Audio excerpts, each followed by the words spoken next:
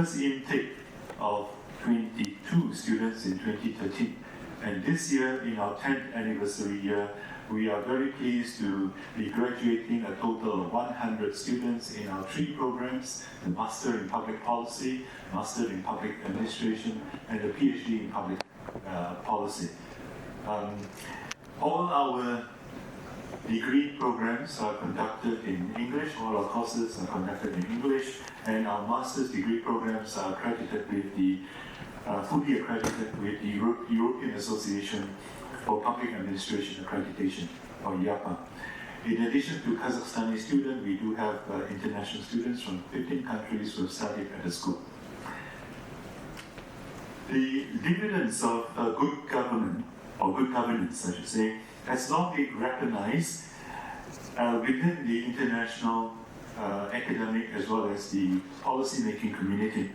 Countries with greater political stability, better accountability, improved information sharing, high government effectiveness, good regulatory quality, respect for rule of law, low corruption, and the active involvement of civil society groups are all in better position to secure longer term as well as high quality of life for their citizens.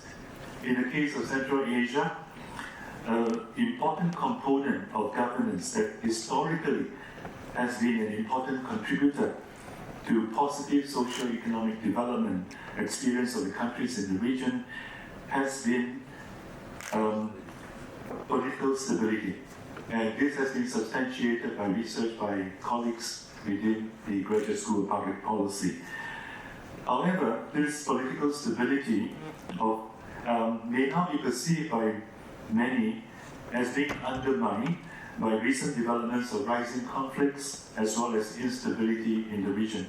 Examples of this instability or conflicts include the wave of protests in Kyrgyzstan in 2020, the water dispute between Kyrgyzstan and Tajikistan in 2021, and more recently, the unrest and the violence in Kazakhstan in early 2022. Now the eyes of the world are focused with understandable apprehension on the conflict in Ukraine. So this year's 6th annual GSPP conference centered on the theme of public policy and good governance in a changing world is designed to address some of these issues. We are honored to have as our keynote speaker Professor Larry Diamond from Stanford University, who will talk about the stability or instability of political regimes. This will be followed by our first panel, organized by the Astana Civil Service Hub, which will discuss from the practitioner's perspective the progress of public sector governance or reforms towards people-centered governance. The second panel, devoted to political instability in Central Asia, will discuss recent issues and developments in Kazakhstan. After lunch, there will be other panels that will be focused on environmental sustainability issues, on policy and governance reforms, and whether or how the instability experienced in the region in recent times may create a challenge or opportunity for policy making and good governance. Organizing this conference would not have been possible without the support of our collaborators and sponsors, and here I would like to acknowledge the support of our strategic partner, the National University of Singapore Lee Kuan Yew School of Public Policy, as well as the Astana Civil Service Hub. I would like to thank my colleague, Professor Riccardo Pelizzo, and his team of hardworking colleagues, Mahdi Kanafia, as well as Aisha Mukasheva, for the efforts in organizing this conference. So I trust that we will have many interesting and fruitful discussions and outcomes arising from this conference. Beyond this conference, we hope that you continue to keep in touch with us in this network of like-minded researchers and practitioners. And we look forward to your active participation today and the many interesting discussions that will arise from this conference. So thank you. It's my great honor and pleasure to welcome you on behalf of the Astana Civil Service Hub. Let me begin by thanking the Nazarbayev University Graduate School of Public Policy and its Dean, Dr. Kuan, for a strong and long-lasting partnership. Nowadays, overlapping with each other, a VUCA urban war, geopolitical tensions and shifts, as well as the COVID-19 pandemic, have placed immense pressure on governance systems around the globe. Worldwide, we observe that regardless of the socio-economic model, the critical eyes of citizens are turned to the state, fairly expecting timely and effective responses to crisis issues. Policymakers as well as public administration should meet growing citizens' expectations and ensure public trust. The latter is not only a social value, but a significant administrative capital, creating a fertile ground for the successful implementation of decisions made. In these circumstances, accountability and transparency, respecting citizens' rights and freedoms, as well as innovation and digitalization have an increasingly important role to play for the effectiveness and elasticity of governance in a changing world. Apparently, all the above require joint efforts of scholars and practitioners to develop innovative approaches and effective solutions in the field of public policy and good governance. In this regard, international cooperation and public administration research are gaining ever-growing significance. Therefore, supporting public administration schools and research centers in the region, as well as facilitating collaboration regionally and interregionally, have become an important priority for the Hub. Today, the multilateral platform of the Astana Civil Service Hub brings together 42 countries and 80 institutional partners from all over the world, with the aim to assist the governments of the region and beyond in promoting civil service effectiveness by building institutional and human capacity. Our flexible and demand-driven modality has certainly contributed to such wide global outreach. Over the last 9 years, the Hub has delivered about 160 capacity building and research activities for over 9,000 practitioners and scholars from 125 countries. Along with the traditional forms of work, our knowledge products, especially case studies, as well as peer-to-peer learning alliances, have demonstrated the relevance of such forms of partnership to the demand and expectations of the Hub participating countries. Certainly, our strong portfolio of partnerships with the GSPP, among others, has also greatly contributed to the Hub's success. Taking this opportunity to express my deep appreciation to the GSPP and its faculty for their contribution to the development of public administration as a scientific domain in Kazakhstan and in the region overall. It's noteworthy that the Hub sessions organized within GSPP annual conferences, which have turned into a good tradition, always give fresh impetus to new ideas. I recall now how during the 2018 conference, the idea of publishing a book on public administration in post-Soviet countries was born. I am delighted to share the good news that this idea has come to life earlier this year. The unique book titled Public Service Evolution in the 15 Post-Soviet Countries, Diversity in Transformation, was published by Palgrave Macmillan. I am glad to see some of the co-authors, including my friend Bahram Khalilov, among the participants today. Certainly, today's conference will also contribute to the birth of such ideas. This will undoubtedly be facilitated by our distinguished speakers.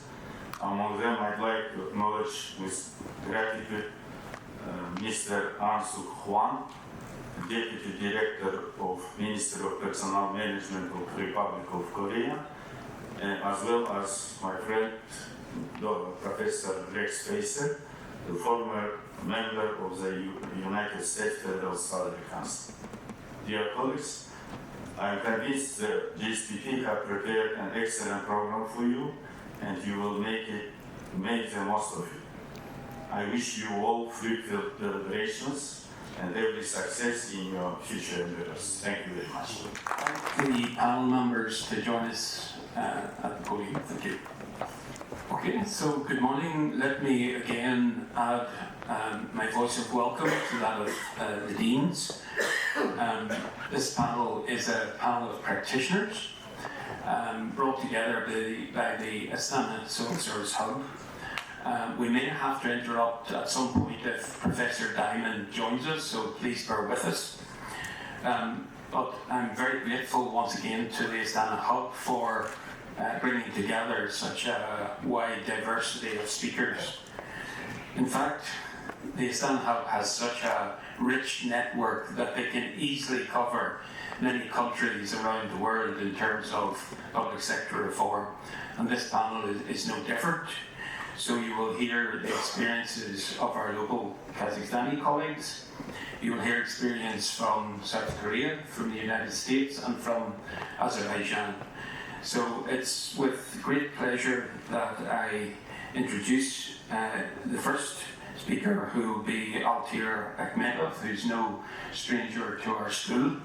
Is a leading figure in terms of public sector reform in Kazakhstan and has championed a new model of public administration in Kazakhstan that has now started to roll out.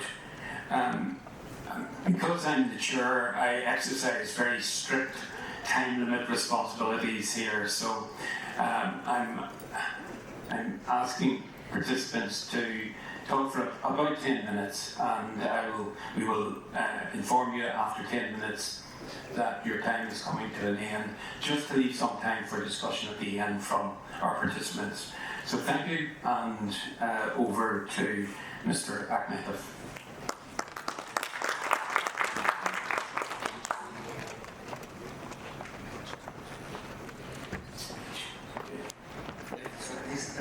To this conference. First of all, let me thank the organizers for inviting for this opportunity to take part in this very meaningful event. So I'm just wondering which language would you prefer me to speak? Okay. So we have translation, so whatever you're comfortable. Okay. Thank you. So I'll try to speak in English because it's the common language to speak today. So Kazakhstan is on the way to human-centered public administration model. This implies a transformation from an administrative and control system to a service model of interaction between the government and the people, where the main values are the citizens and their well-being.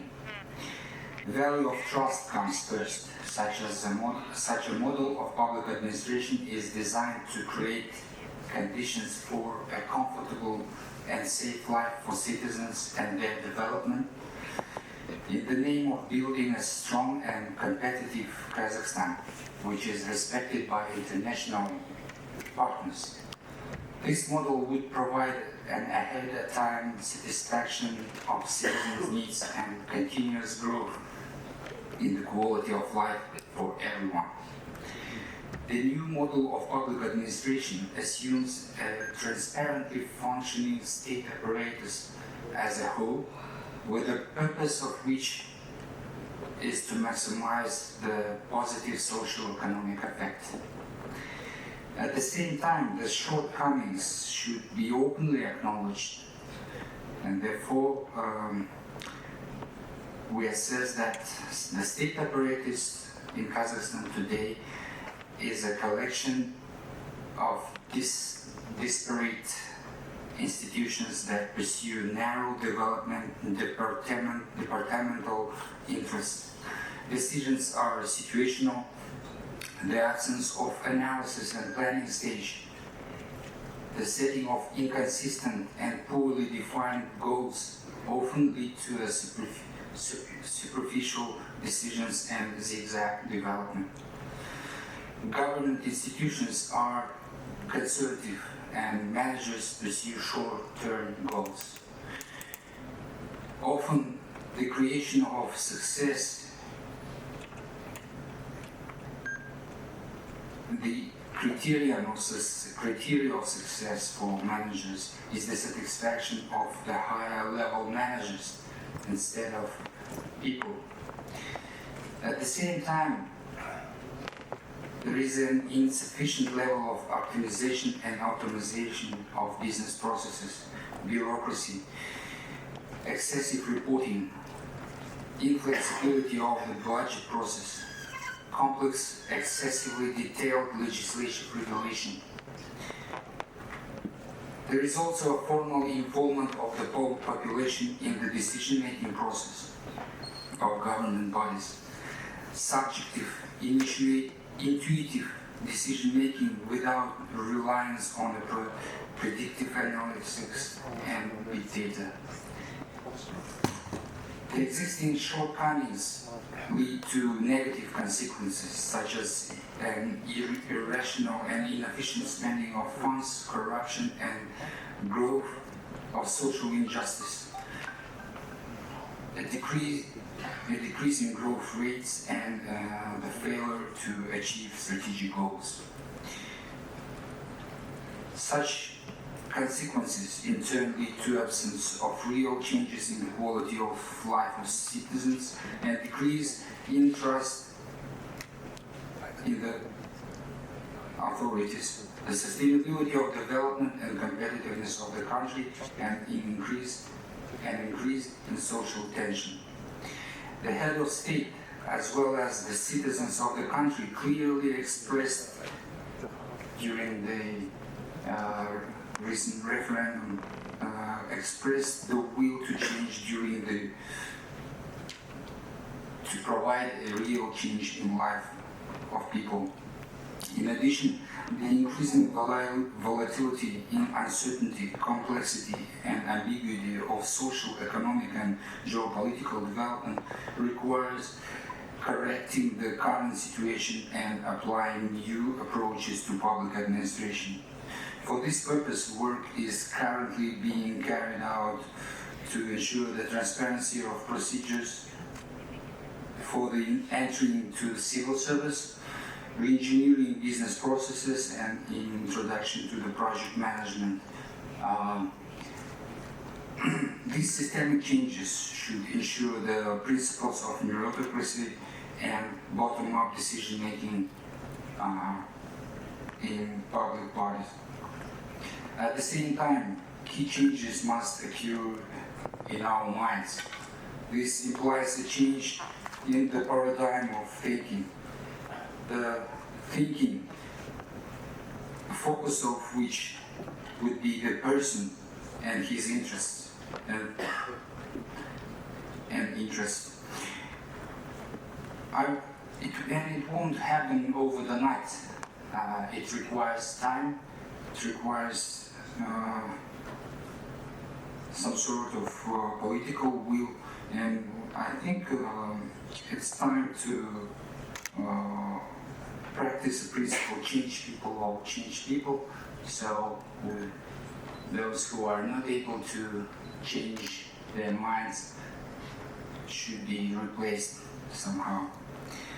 In conclusion, allow me to thank you once again for organizing such an up-to-date and informative event, and I hope that today we shall additionally develop a vision of solving of many of problems in public administration, and I hope we will devise certain recommendations for Kazakhstan to improve the public administration system.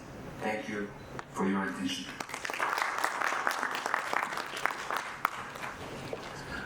Thank you very much, Mr. Akhmetov, and very good timekeeping.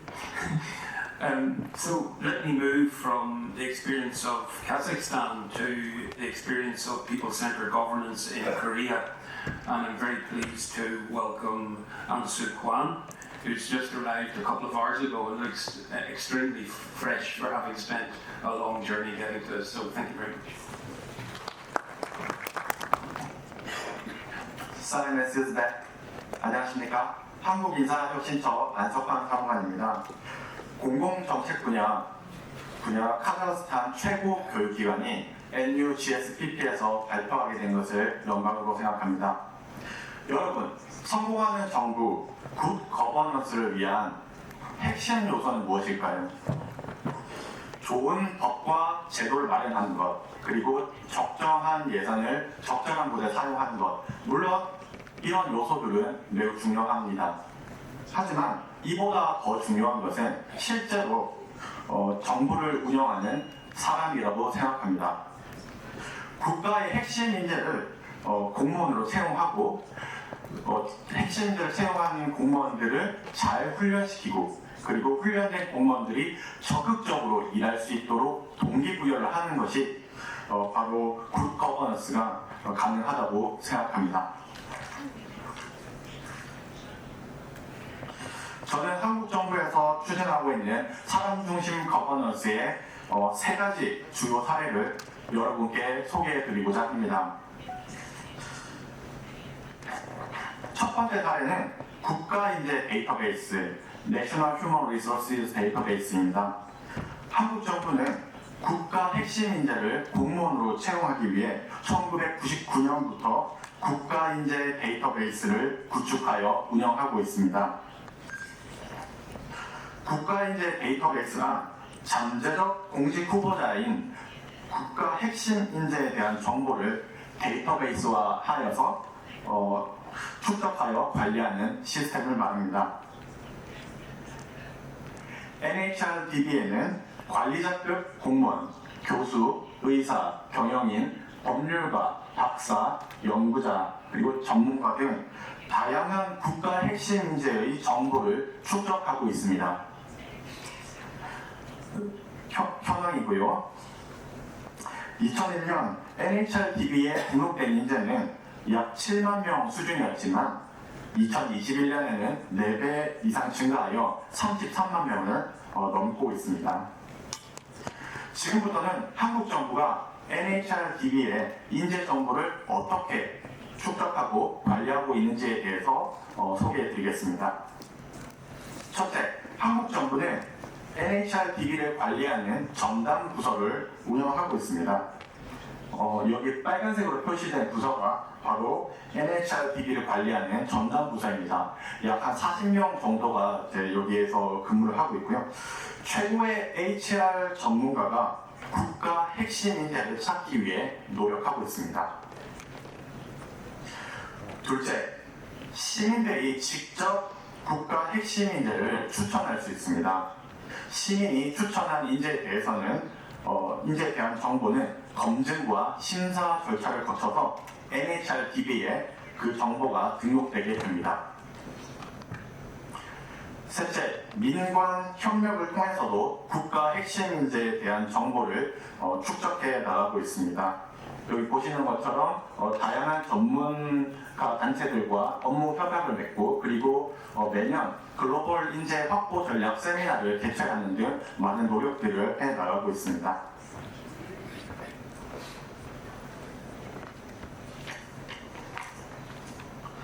한국 정부는 장관, 차관, 그리고 고위공무원 등 핵심 직위 선발 시 NHRDB의 인재 정보를 활용하고 있습니다. NHRDB를 활용하여 공직자를 추천하는 방법은 크게 3가지입니다. 첫째, 인사혁신처의 헤드헌터가 공직 후보자를 추천할 수 있습니다. 둘째, 각 기관의 HR 담당자가 NHRDB에 접속해서 직접 후보자를 검색할 수 있습니다. 셋째, NHRDB의 인공지능이 해당 직위에 적합한 공직 후보자를 추천할 수 있습니다. 물론 이 중에서 한 가지 방법을 사용할 수도 있겠지만 2개, 3개의 방법을 중복해서 사용하는 경우가 더 많습니다. 두 번째로 소개해드릴 사례는 인재개발 플랫폼 HRD 플랫폼입니다.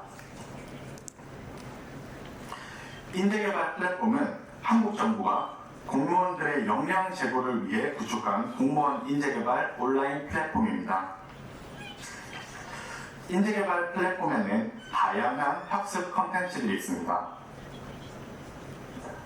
이러닝, 그리고 특강, 세미나, 토크쇼, 마이크로러닝, 보고서, 그리고 논문과 같이 약 70만 개 이상의 학습 컨텐츠들을 공무원들에게 제공하고 있습니다.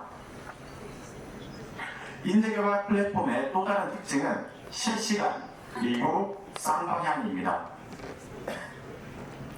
인재개발 플랫폼에서는 공무원 스스로가 학습자이면서 동시에 강사가 될 수 있습니다. 인재개발 플랫폼 자체 SNS 그리고 실시간 영상 강의 기능을 통해서 공무원은 자신의 업무 노하우를 동료들과 실시간으로 공유를 할 수가 있습니다.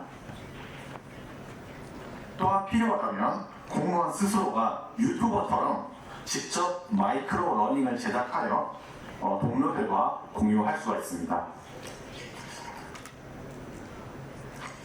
또한 인재개발 플랫폼의 인공지능은 빅데이터 기술을 바탕으로 공무원 개인에게 필요한 학습 컨텐츠를 맞춤형으로 추천해주고 있습니다. 유튜브라든지 넷플릭스 이런 것들을 생각하면 이해하기 쉬우실 것 같습니다. NHRDB 그리고 HRD 플랫폼에 이어서 세 번째로 소개해드릴 사례는 적극행정입니다. 적극행정은 한국 정부가 공무원들에게 강조하는 핵심 가치 중 하나입니다. 공무원들이 변화를 두려워하지 않고 적극적으로 일해야만 정부가 성공할 수 있습니다. 한국 정부는 적극 행정을 위해서 다양한 인센티브를 제공하고 있습니다. 매년 적극 행정 우수 사례 경진 대회를 개최하여 공무원들에게 포상을 실시하고 있습니다. 여기 가운데 보이는 분이 저희 총리, 한국의 총리님입니다. 또한 최고 등급의 성과급, 그리고 봉급 인상, 승진 등과 같은 파격적이고 다양한 인센티브를 제공. 공무원이 불확실한 규정으로 업무를 적극적으로 처리하기 곤란할 때 적극행정위원회의 권고에 따라 업무를 처리하면 문제가 발생하더라도 그 공무원을 처벌하지 않습니다. 한국 정부는 적극적으로 일하는 과정에서 공무원 개인이 소송을 당하는 경우 공무원 1인당 최대 7만 달러까지 소송 비용을 지원하고 있습니다. 한국 정부는 적극적인 공무원에 대해서는 인센티브를 제공하고 보호하지만 소극적인 공무원은 징계하고 있습니다. 시민들은 누구나 소극적으로 일하는 공무원을 온라인 소극행정 신고센터에 신고할 수 있습니다. 만약 조사를 통해 해당 공무원이 소극적으로 일하는 것이 무엇보다도 중요하다는 말씀을 드리며 끝으로 한국의 전 총리께서 공무원들에게 강조했던 문구를 하나 소개해드리고자 합니다. 접시를 깨는 것은 용서할 수 있지만 접시에 먼지가 끼는 것은 용서할 수 없다. You can be forgiven for breaking a plate, but not for letting it collect dust. 열심히 설거지를 하다가 실수로 접시를 깨는 것은 용서할 수 있지만 설거지를 하지 않고 방치해서. 감사합니다.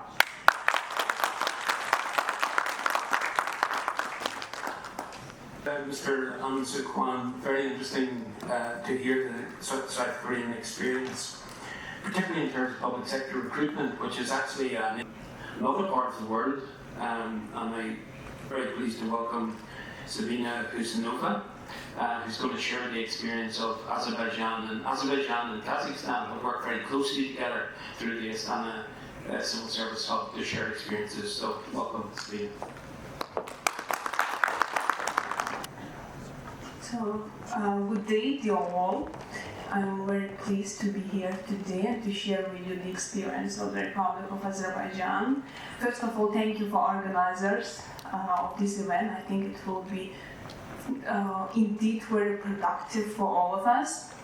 So I would like to start first with the presenting you information regarding the services of the State Examination Center in the field of public administration.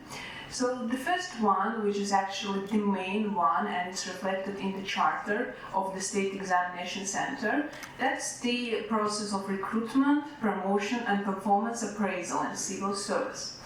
On this slide, you can see the general statistics from 2021 regarding this service, for whom we provided it, for how many people, and so on. As you can see, the total number of civil servants in our country is 22,000, and in 2021, 700 civil servants were appointed to the vacant positions. The second direction is normative methodical provision. So each year by the SAC, several awareness-raising events are organized. That's done specifically not only for civil servants in order to know more about the promotion, performance appraisal, and so on, but also for potential target audience, which means students and graduates. The second direction is development of methodical aids and instructions specifically for those who are the potential civil servants who would like to continue their work career on civil service. Another direction is professional development. The SAC conducts skills gap analysis on civil service, and based on that prepared the list of potential training topics that can be conducted for civil servants. For now, more than 15 trainings are prepared by the SAC expert and conducted. Among that list, I can list TOT, conflict management, performance appraisal, overview of HRM management, and so on. The next direction is monitoring of ethical conduct. So the SAC receives and investigates all the complaints regarding the violation of ethical conduct rules in civil service. Contracted testing services. As we are the public legal entity, we receive requests from different special civil service or the bodies that are not actually civil service regarding the organization of recruitment tests. And recently, we conducted the recruitment test for the Ministry of Foreign Affairs in the beginning of 2022. And annually, we do organize exams for the Ministry of Justice, State Immigration Service, Bar Association, and so on. The last field I would like to mention is online services. So in the SAC we have several structural units that specializes in the IT field. And with their help, we prepared 5 main e-databases in the field of civil service in our country. You can see them on this slide. The first one is the registry information system. So information about all the civil service in our country is in that system. Candidate information system, candidate verification system, job management system, and talent pool. So the first 4 are mainly for those in order to get information about the potential civil servants or currently working as civil servants. The last one is talent pool. So the successful candidates, if they are not appointed, information about them goes to talent pool system. These are the 5-year stats related to the services provided by our center. As you can see, the number of e-service users is over 35 million, test takers approximately 3 million, and certificate recipients that are eligible for civil service admission is more than 10,000. These are the 5-year statistics. The information I provided till this moment was about the State Examination Center. However, we do have some other institutions that are quite active in the field of public services delivery. And here are all of them. The first one is Astana Service Center, which is actually one of the most advanced and active institution as the one-stop shop model. They provide more than 150 services, such as issuance of driving licenses, renewal and issuance of IDs, passports, migration services, and so on. Second one is those centers. They function under the Ministry of Labor and Social Protection of Population, and their activities are related to the activities of the ministry itself. So that's the questions related to employment, labor relations, pensions, social services, and so on. The last one, eGov Development Center, which is actually kind of the umbrella which covers the activities and services of all the previous institutions. So they manage the exchange of information between the e-databases and platforms of the institutions unmentioned and e-services through the eGov portal. Through total, this center provides over 400 services on its eGov platform, which are currently linked to State Examination Center, Astana services, those centers, and so on. That's it. That's all I wanted to present. If you have any questions, we'll be very pleased to respond to them. And thank you for your attention.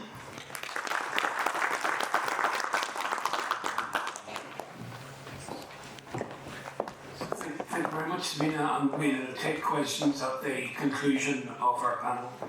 So let me move now to Professor Rex Facer, who's going to talk to us about a global overview of human resource development. Thank you, Rex.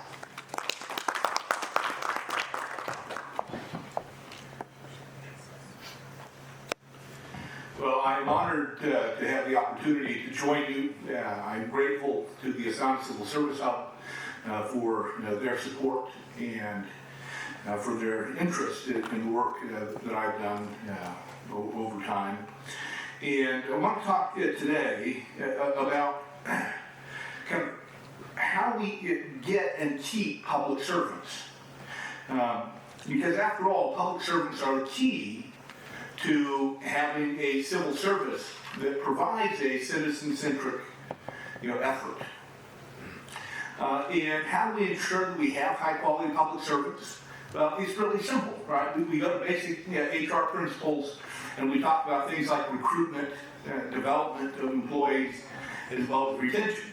Now, on the face of it, those seem quite simple and things that are readily available, and we have long-standing practices with them. Unfortunately, what we find is that a lot of organizations, we don't do a very good job in these things. And whether that's in the United States, the federal government level, we've struggled with recruitment. How do we make sure we're attracting the best and the brightest? How do we stay competitive? And this is all further exacerbated in today's context, right? We have all kinds of volatility, some of which is coming from a constrained labor market that has high competition for labor, with the challenge of becoming an employer of choice. If it is that as a perspective, and this is one of the advantages that you all will have as graduate students who are coming onto the job market, this is a right time for you to make choices. The downside is the organizations that need to recruit you need to sell themselves in ways that they are not accustomed to doing. And so how do public agencies become employers of choice? Well, they have to start thinking much more about that notion of governance that the Dean talked about at the very early on, and how do we create good governance in our institutions. One of the strategies that we frequently see discussed is changing and remaking our compensation practices. For 40, nearly 50 years, we've been talking about pay for performance as the answer in many ways to the compensation challenge. And unfortunately, some of you may have the opportunity later this year to hear from my good friend Jim Perry, and he'll probably talk a little bit about how pay for performance doesn't necessarily work very well. Now, there's some interesting work that's come out of places like Germany that suggests that if we do it right, if we improve the trust component of our organizations, that it's possible to make pay-for-performance work. I've been working with a number of local governments in the United States, and we're trying to do that.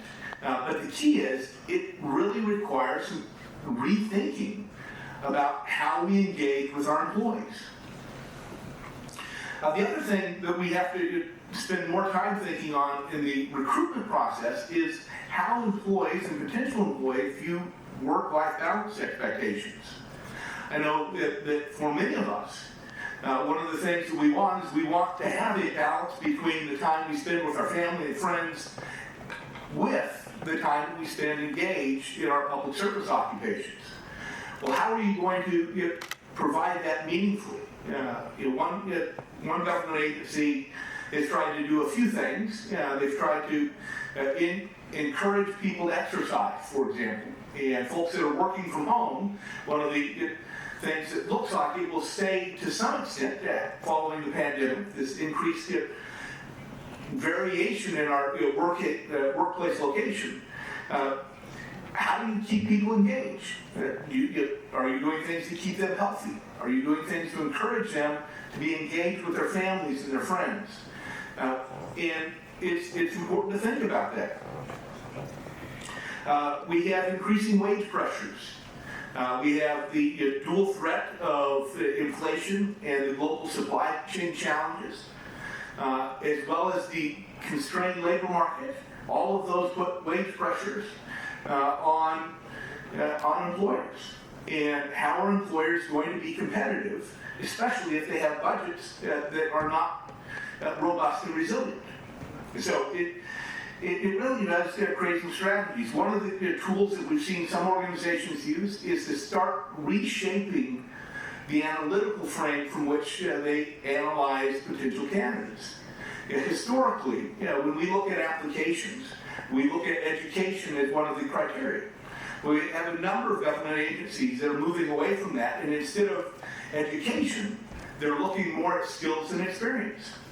And the idea being that in the market, what we value isn't the accumulation of check marks, but what we value is people being able to produce a good or a service. And if we can evaluate their ability that way, then we have a much greater chance of acquiring the right talent in our organizations. The long and short of it is, recruitment, for as simple as it seems, will be a very messy space for us in the next several years as we try and sort through some of this. And I encourage you, those of you interested in becoming a civil servant, that you think about the ways and the strategies that different organizations are using, whether it's through an entrance exam, like we had heard from Azerbaijan, or whether it's a more traditional resume and application process. Think about what it is that they're trying to tell you about their organization and how that makes them an interesting place to be. But more importantly, I want you to think about, from a development perspective, what is it that we're doing to help employees grow and develop? One of the themes that we see across the globe, and we see it in places literally from the Far East to Central Asia, to Europe, to North America, we see people giving a focus to competency management and trying to decide what are the competencies that we care about, and how can we develop those competencies in our employees. So not just what are the specific skills of an accountant or a budget analyst, but what are the broader set of competencies that are necessary to grow and develop. Together with that, our good friend and colleague Sabina mentioned the role that performance appraisals can play in this process. It is important, but unfortunately, as I talk to organizations, probably about 90% of the organizations indicate that their performance appraisal processes are not successful. And it appears to me, as I've interacted with many organizations, that it's not that they have to be ineffectual, but it's that we have trained ourselves to create ineffectual performance evaluation systems. We have become afraid of holding people accountable. We've become afraid of giving employees the ability to make choices about what they're going to do. And if we don't give them choices and we don't hold them accountable, then how are they ever going to grow and develop? And so it becomes part of this wider system. If we want performance appraisal to work, we have to engage more meaningfully with employees, and we have to hold them accountable and allow that process to work and move forward. And ultimately, training matters. I don't need to say very much of that, especially in a world where it seems like the first place the budget folks want to cut is training. It makes a huge difference, and we notice it when it's gone. Just want to talk about a couple of things briefly before I get the signal.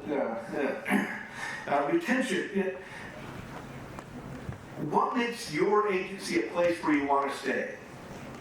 Right? What makes your agency a place where people want to encourage their friends to come and work there?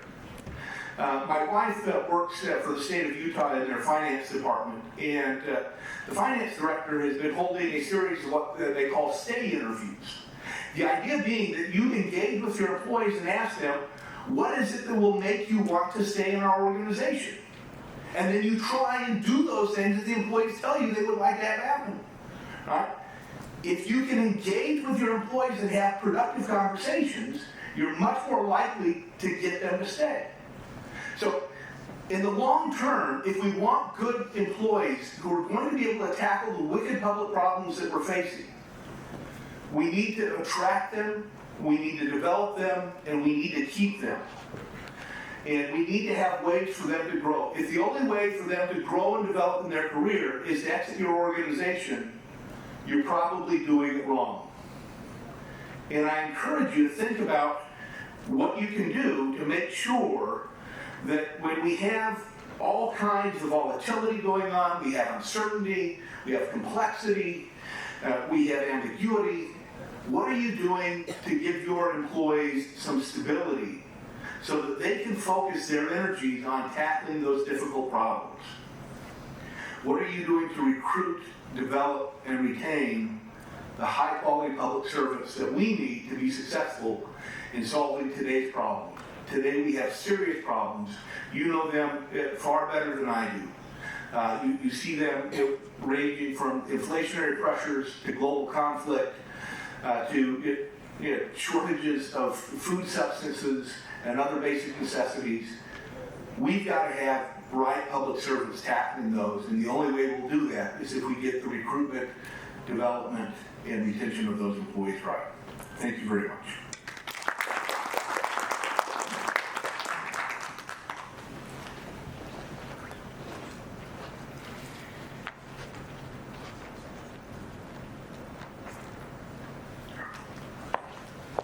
Thank you very much indeed, Rex, and I think that's a particularly pertinent presentation, not just for Kazakhstan, but all the countries represented here. I think certainly in Kazakhstan we do struggle to make the public sector an employer of choice. Many countries are exercised by performance-related pay, and I think the whole issue of performance appraisal, I think, is something that many civil servants struggle with, so thank you for that. Those insights. So I have such a disciplined panel today that we're moving on very efficiently, and we move to the last one. I think I frightened them all at the start when I spoke to them. So we're moving on to a very interesting ongoing research project led by Dr. Riccardo, who's leading the Kazakhstan wing of a global project that is located in Stanford. So Buddha is going to share some early results from Kazakhstan. So welcome, Buddha. Добрый день, дорогие коллеги. Разрешите, во-первых, поблагодарить организаторов сегодняшнего мероприятия за возможность участия Я благодарю Назарбаев университет, который является одним из партнеров нашего института. Мы работаем 25 лет в области социологических исследований и проводим исследования в Казахстане и в других странах мира. И Назарбаев университет, профессора университета являются часто нашими партнерами в различных исследовательских проектах. И мы давно дружим и уже провели ряд мероприятий, в том числе постоянная школа, научный семинар по миграции с школой гуманитарных исследований. И сегодня я хотела бы рассказать о двух наших проектах, которые именно проводятся в рамках в сфере сегодняшней темы как нашей конференции. Первый проект – это проект, который инициировал Astana Civil Hub, проект, который является первым своего рода в Казахстане, и за большое количество времени такие исследования очень редки. И сегодня мы говорим много о ценностях нашего общества, мы сегодня говорим о влиянии наших национальных традиций, культурных особенностей на современную ситуацию. И Astana Civil Hub, команда Астанинского хаба инициировала проект, который называется «Влияние культурных традиций и ценностей на государственную службу». Мы его проводим, наш институт проводит полевые работы, мы вместе обсуждали методологию исследования, мы вместе готовили инструментарий этого исследования, потому что это новый проект и новый взгляд на эту тему, и поэтому для нас большая честь быть частью этого большого проекта. И одна часть проекта закончена, мы опросили 25 экспертов в Казахстане, это известные исследователи, философы, современники, которые знают ситуацию сегодняшнего дня. В основном это историки, культурологи, антропологи, те как политологи, люди гуманитарной сферы, которые высказали нам свои понимания влияния традиций на современную государственную систему. Сегодня проводится вторая часть этого проекта, мы уже изучаем этот фокус, уже наведем на другую группу, на тех, кто стоял у истоков государственности, на тех людей, которые знают, что такое реформа, проводили реформы государственной службы. Я надеюсь, мы будем презентовать уже результаты в ближайшее время в Туркестане на большом форуме, через буквально 2 дня. И второй проект. Это проект, который проводится достаточно долгое время. Мы готовились к нему только около 2 лет.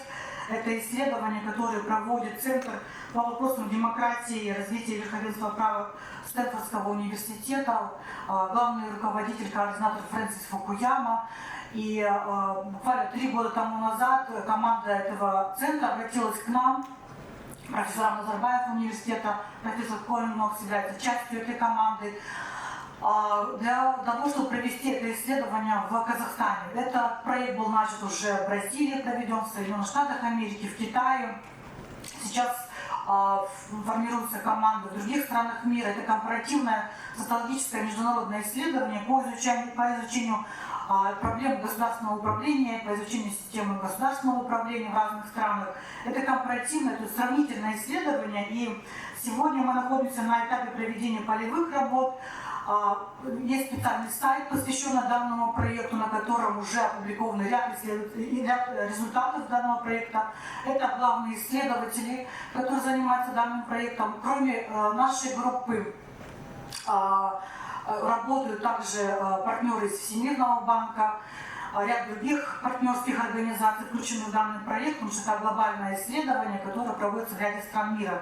Не параллельно, к сожалению, а начиная последние уже 10 лет это исследование проводится в разных странах. Со стороны Казахстана рабочая группа состоит из, во-первых, из профессора Назарбаева университета, профессор Кyrgyzstan, профессор Kuan, Академия государственного управления, представителя Айгуль Баширбаевой, Айгуль Садвакасовой, и, собственно, я тоже работаю в Академии госуправления, поэтому я нахожусь в этом проекте и как исследователь, и как человек, который непосредственно работает в этой сфере. И представители других структур также являются членами нашей группы, но вот именно рабочая группа – это те люди, которых вы видите на экране. 2 года мы готовили только методологию исследования, а во время пандемии мы обсуждали очень долго методологию этого проекта, долгое время все нюансы. И мы благодарны Назарбаеву университету, который предоставил нам свою платформу Poltrex, на которой мы проводим это исследование. Здесь будут проведены в этом исследовании опросы государственных служащих Республики Казахстан, которые проходят стажировки в Академии государственного управления. И наша оптимальная выборка, которую мы хотим опросить, это 10 тысяч респондентов. Планируется проведение фокус-групп, глубинных интервью. Сейчас уже провели опросы 3700 государственных служащих разного уровня, представителей разных регионов, разных государственных служб, и центральных государственных органов, и местных исполнительных органов. И у нас уникальная такая возможность. Мы провели поле до января 2022 года, и мы проводим поле после января 2022 года. То есть мы можем видеть большие изменения на группе, которую мы изучаем. Опрос проводится в 14 регионах: в Нур-Султане, в Алмате, в Шымкенте. Это онлайн-исследование. Проводится на казахском и русском языках. Огромная анкета, 42 вопроса, плюс 12 вопросов социально-демографического параметра. И мы сейчас находимся на этапе полевого исследования и активно проводим полевые работы. Здесь публикации уже по результатам исследований, которые уже проведены и опубликованы в различных журналах, книгах. На основе этих исследований была сделана масса публикаций в академических журналах, также были проведены ряд конференций, и мы планируем также по итогам нашего исследования проведение конференции. Надеемся, что через некоторое время на площадке данной конференции мы будем обсуждать результаты исследования. Здесь мы подготовились вместе с рабочей группой центра на одну презентацию буквально, так как предварительные данные, исследования еще проводятся, это только предварительные данные. И мы сравнили это с исследованиями, с результатами исследований, проведенных в Китае, в США, в Бразилии, в Украине. И вы видите некоторые результаты, это ответы респондентов, государственных служащих на вопрос, на ряд вопросов, которые были заданы респондентам в этом проекте. Нужно отметить, что в исследовании изучаются разные стороны жизни государственного служащего, его повседневность, его мотивация, его удовлетворенность работы, его удовлетворенность социальным обеспечением, его отношение к будущему, какая мотивация для работы, какая мотивация для дальнейшего продвижения.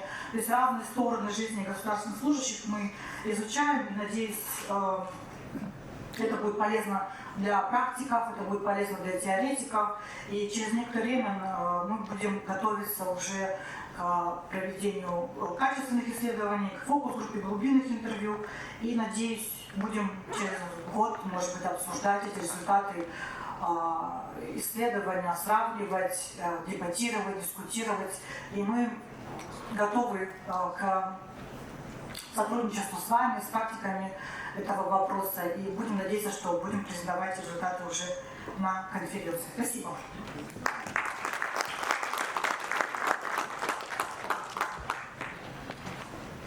Okay, thank you very much, Bota, and I should acknowledge that Bota has been the driving force for this project in Kazakhstan. Herself and her colleagues have really pushed for this survey. It's been a long time in gestation. We had some problems with funding, but Bota has been the main driving force for it. So I think even already returns of over 3,000 civil servants is impressive.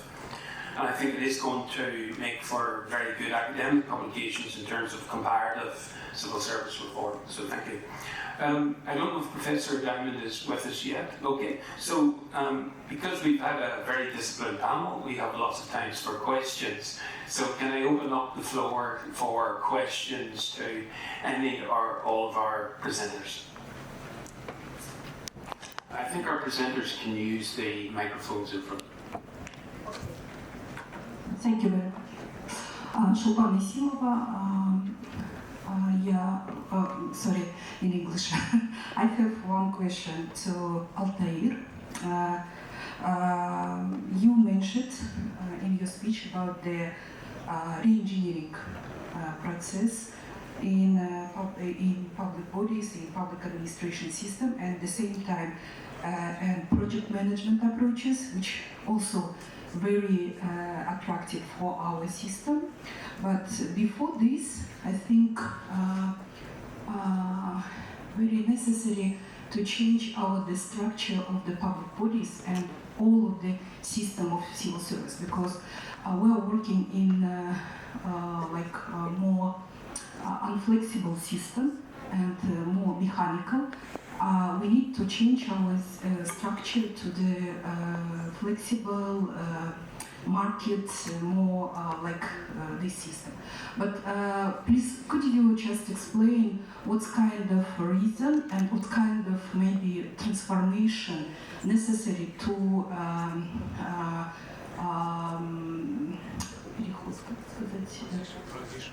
transition to the from the old system to the project management system of the organization of the public bodies? This is one question. And second question I have to Rex about you mentioned also about the educational program, and this is the main part of the development civil service servants, and how the unstable situation, crisis with pandemic, with war, this is like unstable system everywhere. How these all the reasons and factors impact for the designing a new program of the governance or public administration? How in your universities change all the things and maybe put it in new subjects, focuses for the anti-crisis management or other things, just very necessary for us to know, because also just I think we have problems with the redesigning program of educational program and curriculums of our country. This is just share your experience in this area. Thank you very much.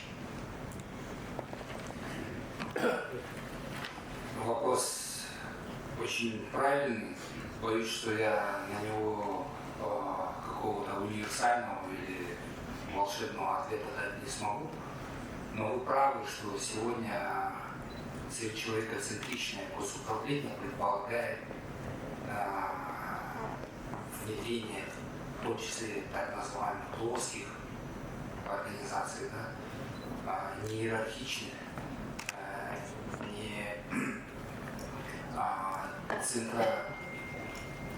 не сильно централизованных и так далее.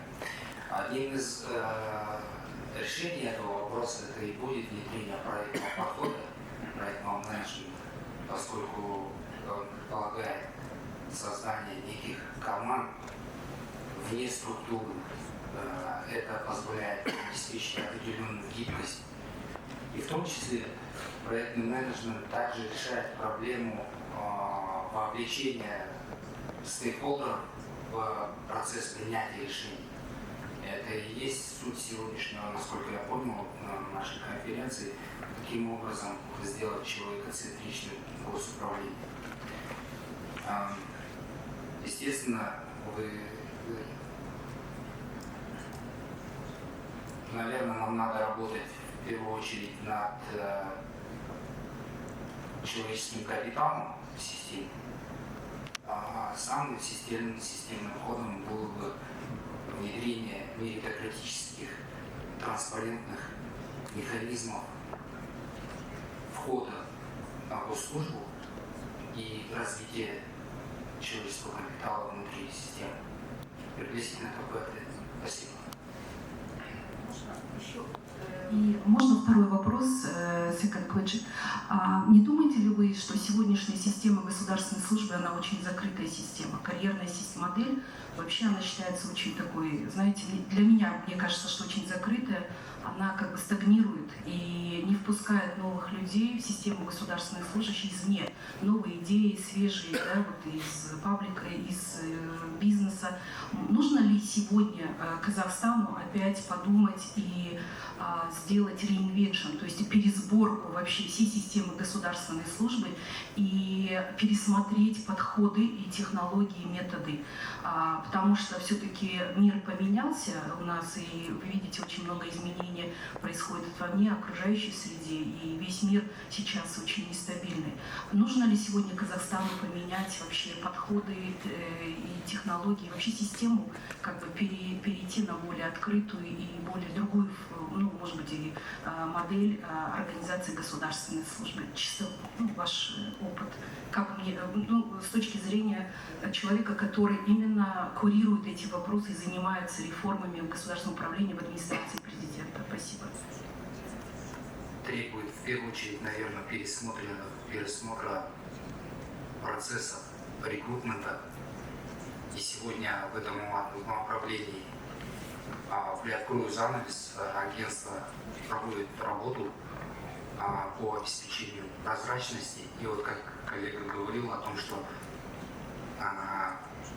мы отходим от подбора людей чисто по формальным признакам, по квалификационным требованиям, по наличию какого-то образования.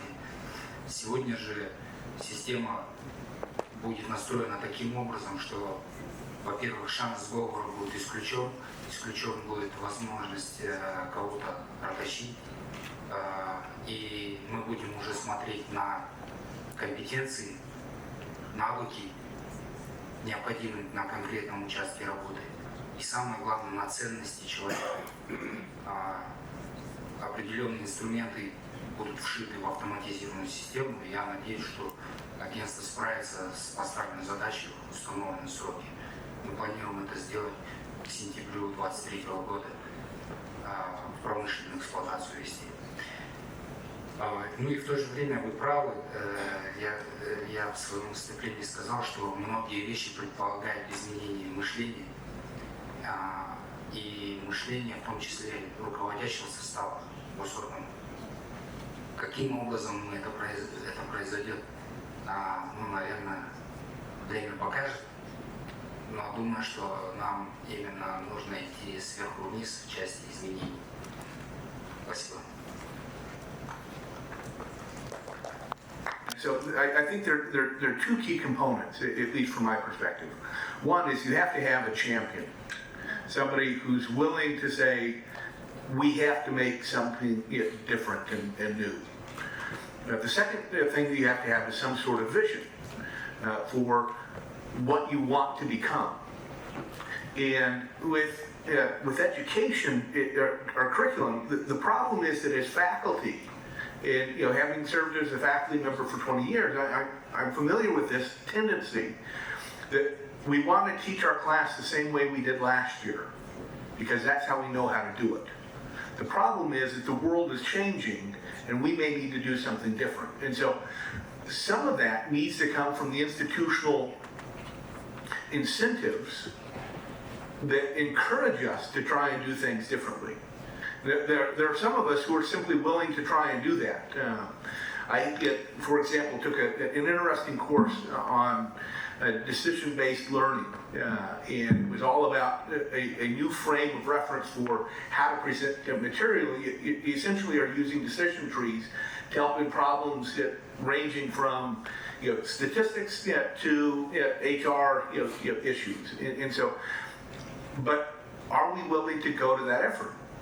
Most of the time the answer is no, because we don't have any reward structures that encourage us to do that. And so we talk about the importance of turning things around and changing things. Well, we've got to change the reward structures if it is that we want people to be willing to change their classes. Now, one of the things that I did in the last few years of my teaching, I started a new process where at the end of every class, I would ask 3 questions. I would ask what helped your learning today, what took away from your learning today, and what could we have done differently to have a better learning experience. And we would spend 5 minutes or so at the end of class, but that set up a context for being willing to make changes to the course moving forward. And it set an expectation, because I was asking, the students were going to hold me accountable, that I was going to try and be responsive to those things. And so part of it is we've got to have those champions, we've got to have a vision for what can happen, and we have to be willing to try and do things differently than we have in the past. Sorry, there's a gentleman at the back there. I think vice versa. And by these disciplines in your, this is also a change in this time, or because before I read that about 80%, and but now how is the situation? Thank you. I'm sorry for many questions. No, the options are becoming even more critical, and so it's being able to do both that creates what I like to call the super student that employers really find attractive, and when you get it right, your students are in demand.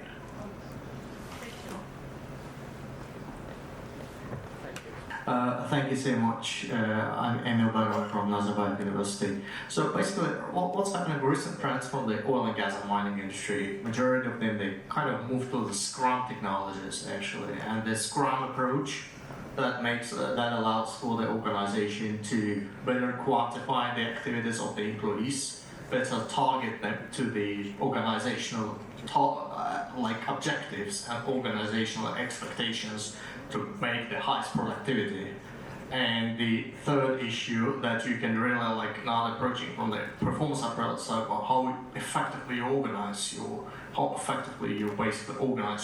work of the organization to achieve the right targets. And it doesn't really mean that you have 1,000 employees, it's effective. You can have 30 employees, it's going to be effective. Depends how well you organize that.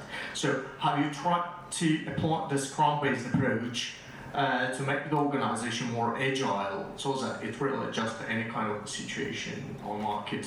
And how did that work from your experience? Thanks so much. The issue of agility is difficult because employees like to know what it is that we expect of them, right? And when the rules keep changing, or what we expect of them keep changing, it makes it hard to adapt. But as you say, when we've got this world of uncertainty where we need to have these changes, we have to have this give and take. And I'm not certain what the best strategy is to create that. It may be, as you said, this kind of collaborative effort where you agree on the targets, and then you have a willingness to adjust on the mechanisms to hitting those targets. But getting a commitment to the target becomes critically important. Again, on the performance appraisal side, that's one of the places where we see real problems. When people don't understand what the targets are, they don't know where to aim. And if you at least know where the target is, you can move to the right or you can move to the left, and you can start sighting in where it is that performance needs to be. And so I'm not sure I have a great answer, but at least that's a reflective thought.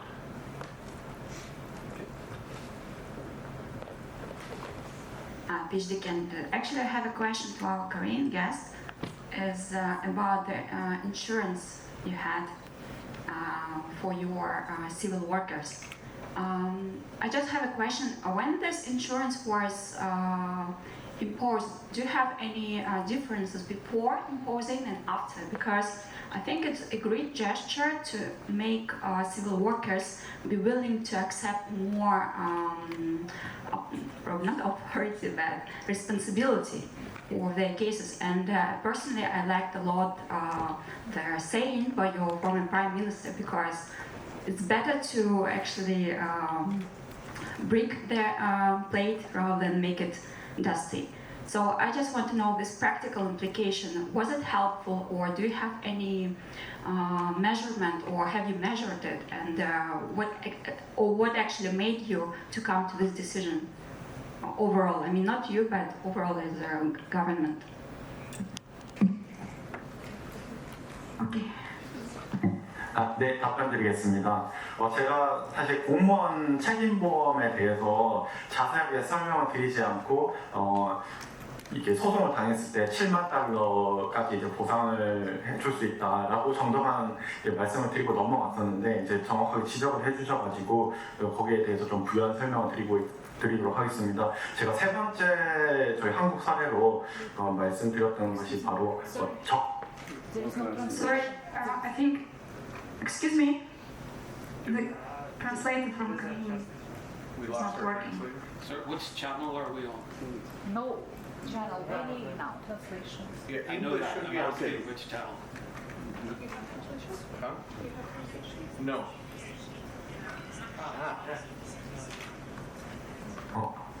채널 1번이라고 하시는 것 같습니다. 예, 그럼 다시 말씀드리도록 하겠습니다.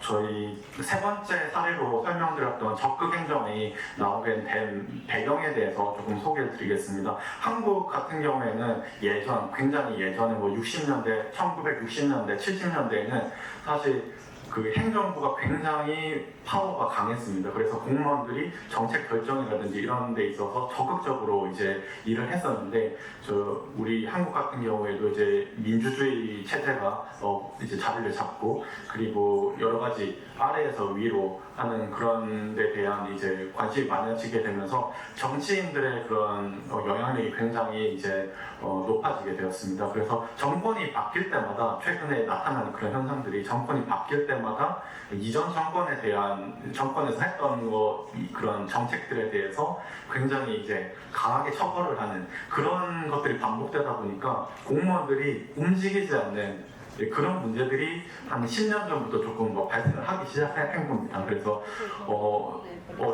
또 정권이 바뀌면 또 내가 처벌을 받을 수 있겠다 이렇게 생각을 해서 막 잘 움직이지 않고 이렇게 되다 보니까 세계는 굉장히 빠르게 변화하는데 이렇게 한국의 공무원들이 움직이지 않으면 정부가 성공을 할 수 없습니다. 그래서 이러한 문제의식에서 나오는 것이 바로 적극 행정입니다. 그게 하나의 한국 정부의 문화 현상이라고 저는 생각을 하고요. 그래서 다양한 그런 정책들을 저희가 하고 있는데, 인센티브도 제공하고, 또 말씀드렸던 공무원 보험처럼 공무원들이 좀 실수를 하더라도 거기에 대해서 부담을 느끼지 않고, 소송을 당하더라도 부담을 느끼지 않도록 보호해주는 그런 장치들을 많이 저희가 만들어서 고민을 하고 있습니다. 반면에 이제 소극적으로 기존에 이제 했던 것들을 그대로 답습하는 이런 식으로 일하는 사람에 대해서는 강력하게 처벌하고, 대신에 적극적으로 일하다가 조금 실수를 해서 이렇게 한 사람에 대해서는 용서하고, 그 다음에 소송을 당하더라도 그 소송 비용을 정부에서 지원을 해주고, 이런 식으로 해서 다양한 보호 그런 정책들을 이렇게 마련을 해서 운영을 하고 있습니다. Now to... So we have time just for one more question. Thank you. I have a question to Mr. Ahmedov. Yeah. Я на русский хотела... Вот очень интересный кейс по страхованию, получается, ответственности принятия решений госслужащих. Как вы думаете, в Казахстане это поможет немножко расшевелить наших госслужащих на именно ответственность к принятию решений? Именно возможность такая вот как бы страхования. Ну, потому что я знаю, я просто сама с корпоративного сектора, в корпоративном секторе применяется такое страхование принятия решений. Как вы думаете, применение такой практики для госслужащих будет полезным или нет? И поможет ли вот это сделать вот этот cultural change, shift, о котором вы говорите, непосредственно в людях? Спасибо. Во-первых, мы должны еще раз отметить, что госслужащие находятся в условиях высокой неясности, которая создает чрезмерная регламентация всех процессов, чрезмерная регламентация и очень сложная регламентация. В этих условиях госслужащий не знает достоверно, насколько правильное или неправильное он решение принимает. И в этих условиях, эти условия сковывают руководящий состав госорганов, в том числе принимать какие-то смелые, проактивные, креативные решения. Этим сейчас как раз таки мы занимаемся в рамках дебюрократизации и инжиниринга бизнес-процессов, где будет пересмотрен практически весь массив законодательства, в котором будет, как мы ожидаем, наведен порядок с функциями госорганов, с механизмами принятия решений. Нужно дать так называемую свободу принятия решений и максимальную ясность о том, как должны приниматься решения, какие результаты должны быть.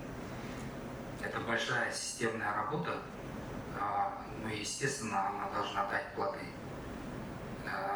И сегодня, к сожалению, я еще раз повторяю, госслужащие скованы по рукам и ногам и безинициативны именно из-за высокой неясности. Эту неясность надо снижать, надо повышать четкость, ясность и понимание. Спасибо. In the run-up to coffee, I'm going to allow another couple of questions, so we're timing our questions to meet the coffee break. So 2 more questions. Okay.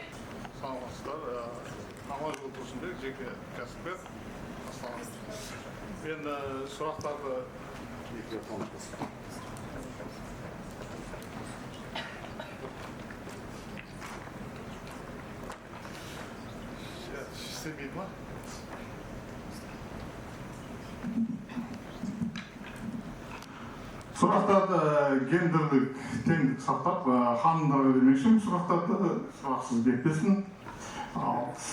Ботагөз ханым, сіздерді үлкен әлеуметтану жұмыстары басталғалы тұр, сұраулар, басқалар. Мені бір күлтеткен нәрсе, сіздердің топтарыңыз Стэнфорд университетіне Фукуян мырзаның басқаруымен біраз соның нұсқауымен жұмыстар жүретінге ұқсайды. Бірақ менің мынандай бір қауіптенім бар. Фукуян мырзаның тарихтың соңы, конец истории деген бір есізде бір қорытындыға келген еді қорытындыға. Сондай қорытындыны өзі мойындап, дұрыс емес екенін өзі мойындап, кейінгісі айтып жүр.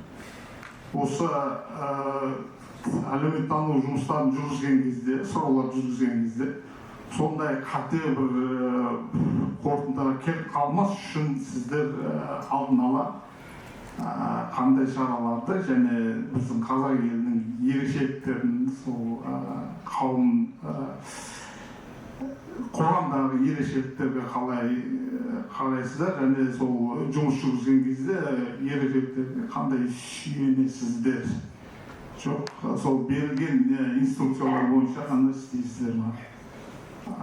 Хусейнова ханымға да сұрағын беріп жүрсем бола ма? Сабина ханым, у меня вопрос такого плана. Человекоцентричность проявлена Азербайджаном напрямую и на фоне потрясающих успехов Азербайджана и в военной сфере, и в реализации, значит, экспортного потенциала. Это наяву видно. Мне бы хотелось также услышать, что у вас сделано именно в этих сферах, потому что наши страны очень похожи. И я думаю, вы тоже заметили, что у нас, переходя на, так скажем, человекоцентричность, уже сразу же видно какая-то торопливость, формализация этого процесса, что не видно детализации. Что бы вы предложили, кроме того, что направление вроде хорошее, должны мы достичь этого. На примере успехов Азербайджана именно в тех сферах, которых я понял. Спасибо. Білеміз, профессор Фукуяма бастаған осы жоба бірнеше мемлекетте жүргізіліп жатыр. Өзіңіз көрдіңіз, Бразилия, Америка, Қытай, осы біздің мемлекетте басталды. Әрбір мемлекетте өзінің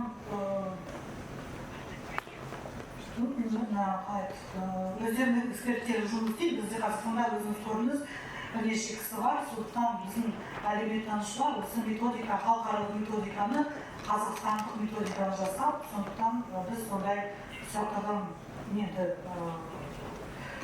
кетеміз, өзіміз білеміз ғой, өзіміз Қазақстанда не болып жатқанын, Қазақстанда қалай жауап беру керек, қандай методиканы қолдану керек, өзіміз сол халықаралық жобаға кіргізіп, өзіміз жасап жатырмыз. Профессор Фукуяманың пікірін, көзқарасын талдау үшін үлкен дүние, үлкен уақыт керек. Рахмет. Значит, у нас в 2019 году была принята стратегия по развитию государственной службы на 5 лет до 2025 года. И в этой стратегии выделяются несколько основных направлений. Наравне с развитием электронной государственной службы, совершенствованием законодательства, имеется еще одно направление, которое связано с созданием и внедрением на госслужбе модели компетенций. И вот сейчас, уже начиная как раз с 2020 года, мы совместно с некоторыми партнерами, международными партнерами, начали дела по направлению создания модели компетенций. И вот то, что вы говорите, именно направленное на человека, вот именно эта модель компетенций. Сейчас у нас прием идет на основе 2 этапов – теста и собеседования. И уже в дальнейшем продвижении оно тоже на основе собеседования. Но эта модель компетенции, она планируется, что будет направлена на то, чтобы контент вот этого оценивания, продвижения в дальнейшем, вот, оценивания деятельности, performance appraisal, оно будет делаться на основе оценки именно soft skills. То есть тех компетенций, которые имеются у людей, у будущих госслужащих. И на базе всех имеющихся проектов, согласно стратегии, мы планируем именно оценивание и дальнейшее внедрение модели компетенций проводить по всем направлениям. То есть не только принимаем госслужащих, оцениваем данные, но и в дальнейшем для того, чтобы они вот, скажем так, для того, чтобы прийти к более эффективной государственной службе, смотреть, какие нужды имеются, какие тренинги, как развивать необходимо людей. Все будет делаться на основе модели компетенций. Благодарю. The perception scores of Kazakhstan seem rather high, much higher than US and Brazil and on all categories, and higher than Chinese civil service self-perceptions on 4 of the 6 categories. To what extent do you think this reflects, first, do you have a preliminary explanation why these scores are so high? And second, does it reflect the fact that different societies may have very different readings of scores? 3 might be considered very high in say, the American context, but it might be considered low in the Kazakh context. In other words, the respondents across cultures are interpreting the scales quite differently.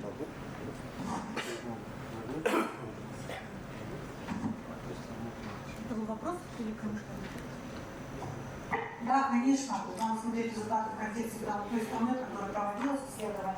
В этом большая сложность, потому что разные контексты, разные культурные особенности. И вот результаты данного, это предварительный, да, это не конечность, это результаты исследования, которое было проведено до февраля 2002 года. И мы теперь отслеживаем по-другому, как бы немножко изменились, да, результаты, и немножко меняется методология.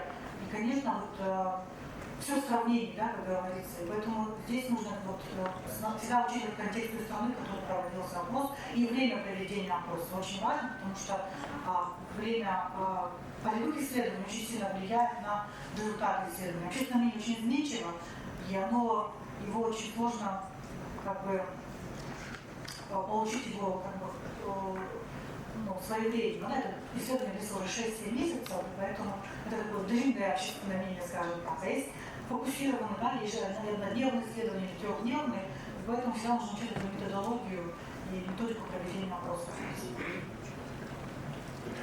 I have to draw this to a conclusion, but let me thank our speakers, Altair, and Kuan, Sabina, Rex, and Budapest. Okay. So here I would like to just briefly, I'll make a short outline of what we are witnessing in terms of political institutions and change in the last 3 years. So 2019, from March to June, period of power transition in Kazakhstan. And as I think we look at the post-Soviet space in general and beyond, we see not exactly the same, but similar enough examples of transition. We can think of course, Yeltsin-Putin transition in Russia. We can also think about Atambayev transition in Kyrgyzstan. Again, not exactly the same, but some similarities. Also in Kazakhstan, political transit in Armenia in 2008.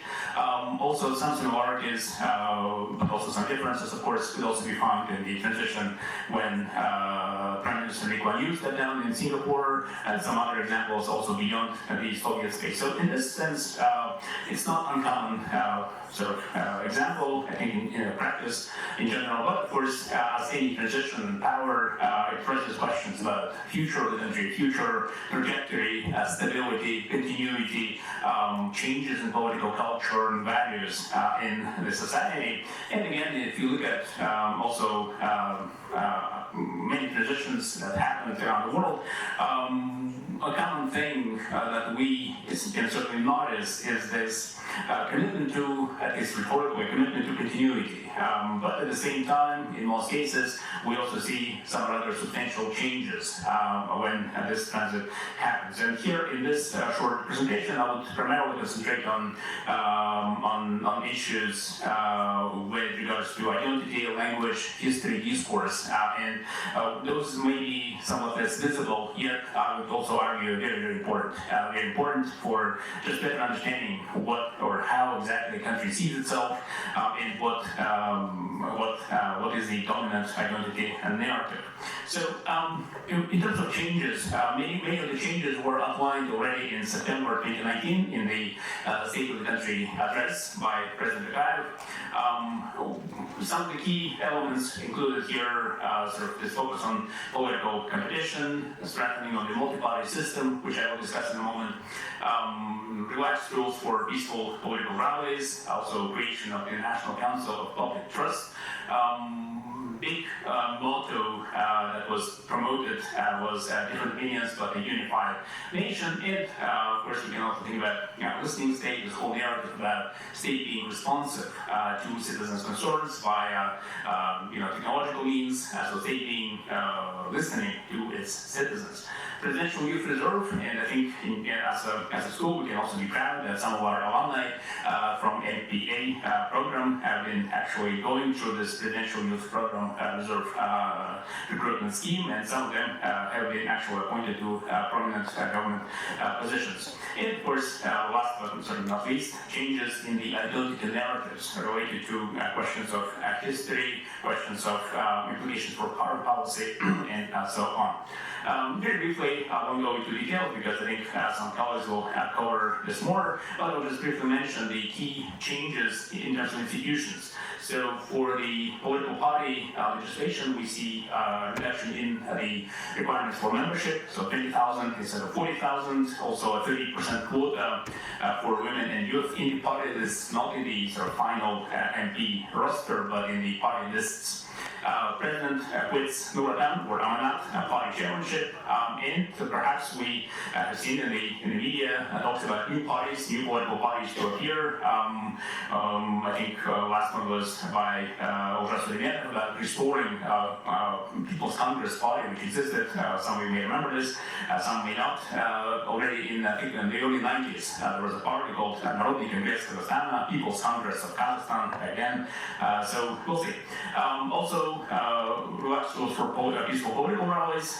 It's notification-based, 5 days instead of 15, although some observers still mention that reality is that it's still permission-based, not necessarily notification-based, even though the requirement has been streamlined. That said, I think if also if you look at the number of peaceful rallies that have been happening in the country, the number went up by quite a bit. So I think in general, despite the shortcomings, it's a pretty sizable, simple change. And of course, listening state, this whole question about listening to people's concerns via technological means, virtual reception on the president's website, and also a special unit within the presidential executive office, specifically designed to work with petitions for or concerns coming from citizens. Just to 2 days ago, last Sunday, referendum on constitutional amendments was held in the country. And again, I will just briefly outline some of the changes, but most of you are probably familiar with those. In general, the key message is to move away from the super presidential, as it was described, system to presidential system. Constitutional court to be restored, death penalty to be abolished. Important change for the electoral system is that single-member districts, constituencies will be restored. They were existing in this country for a while, and then since 2007, it's only proportional this sort of election electoral system. That is going to change, and also some of the people of Kazakhstan quota that existed in the Majlis was moved to the Senate. And also, of course, very important, some of the special provisions that were granted to the first presidents have been removed from the Constitution. I will briefly mention, perhaps I just mentioned briefly to put as context, but I think what I would like to maybe focus more on is the whole question about identity and interethnic relations. So I will say that this very question of interethnic harmony and coexistence of many ethnic groups in this country has been a major focus, a major source of pride for the government discourse for many years. And in February 2020, this was, of course, challenged again by the interethnic clashes that happened in the south of the country, in Masanchi and Kordai district, between Kazakhs and Dumgans over what seems to be a regular sort of traffic dispute. But of course, it seems like there were other reasons as well. The government reaction was, slow at the beginning, and the initial framing was essentially to portray this as more of a sort of conflict based on just hooliganism, that kind of violence. It's not atypical for government reactions to some other ethnic conflicts that happened in this country earlier in places like Malavodne or Shirek.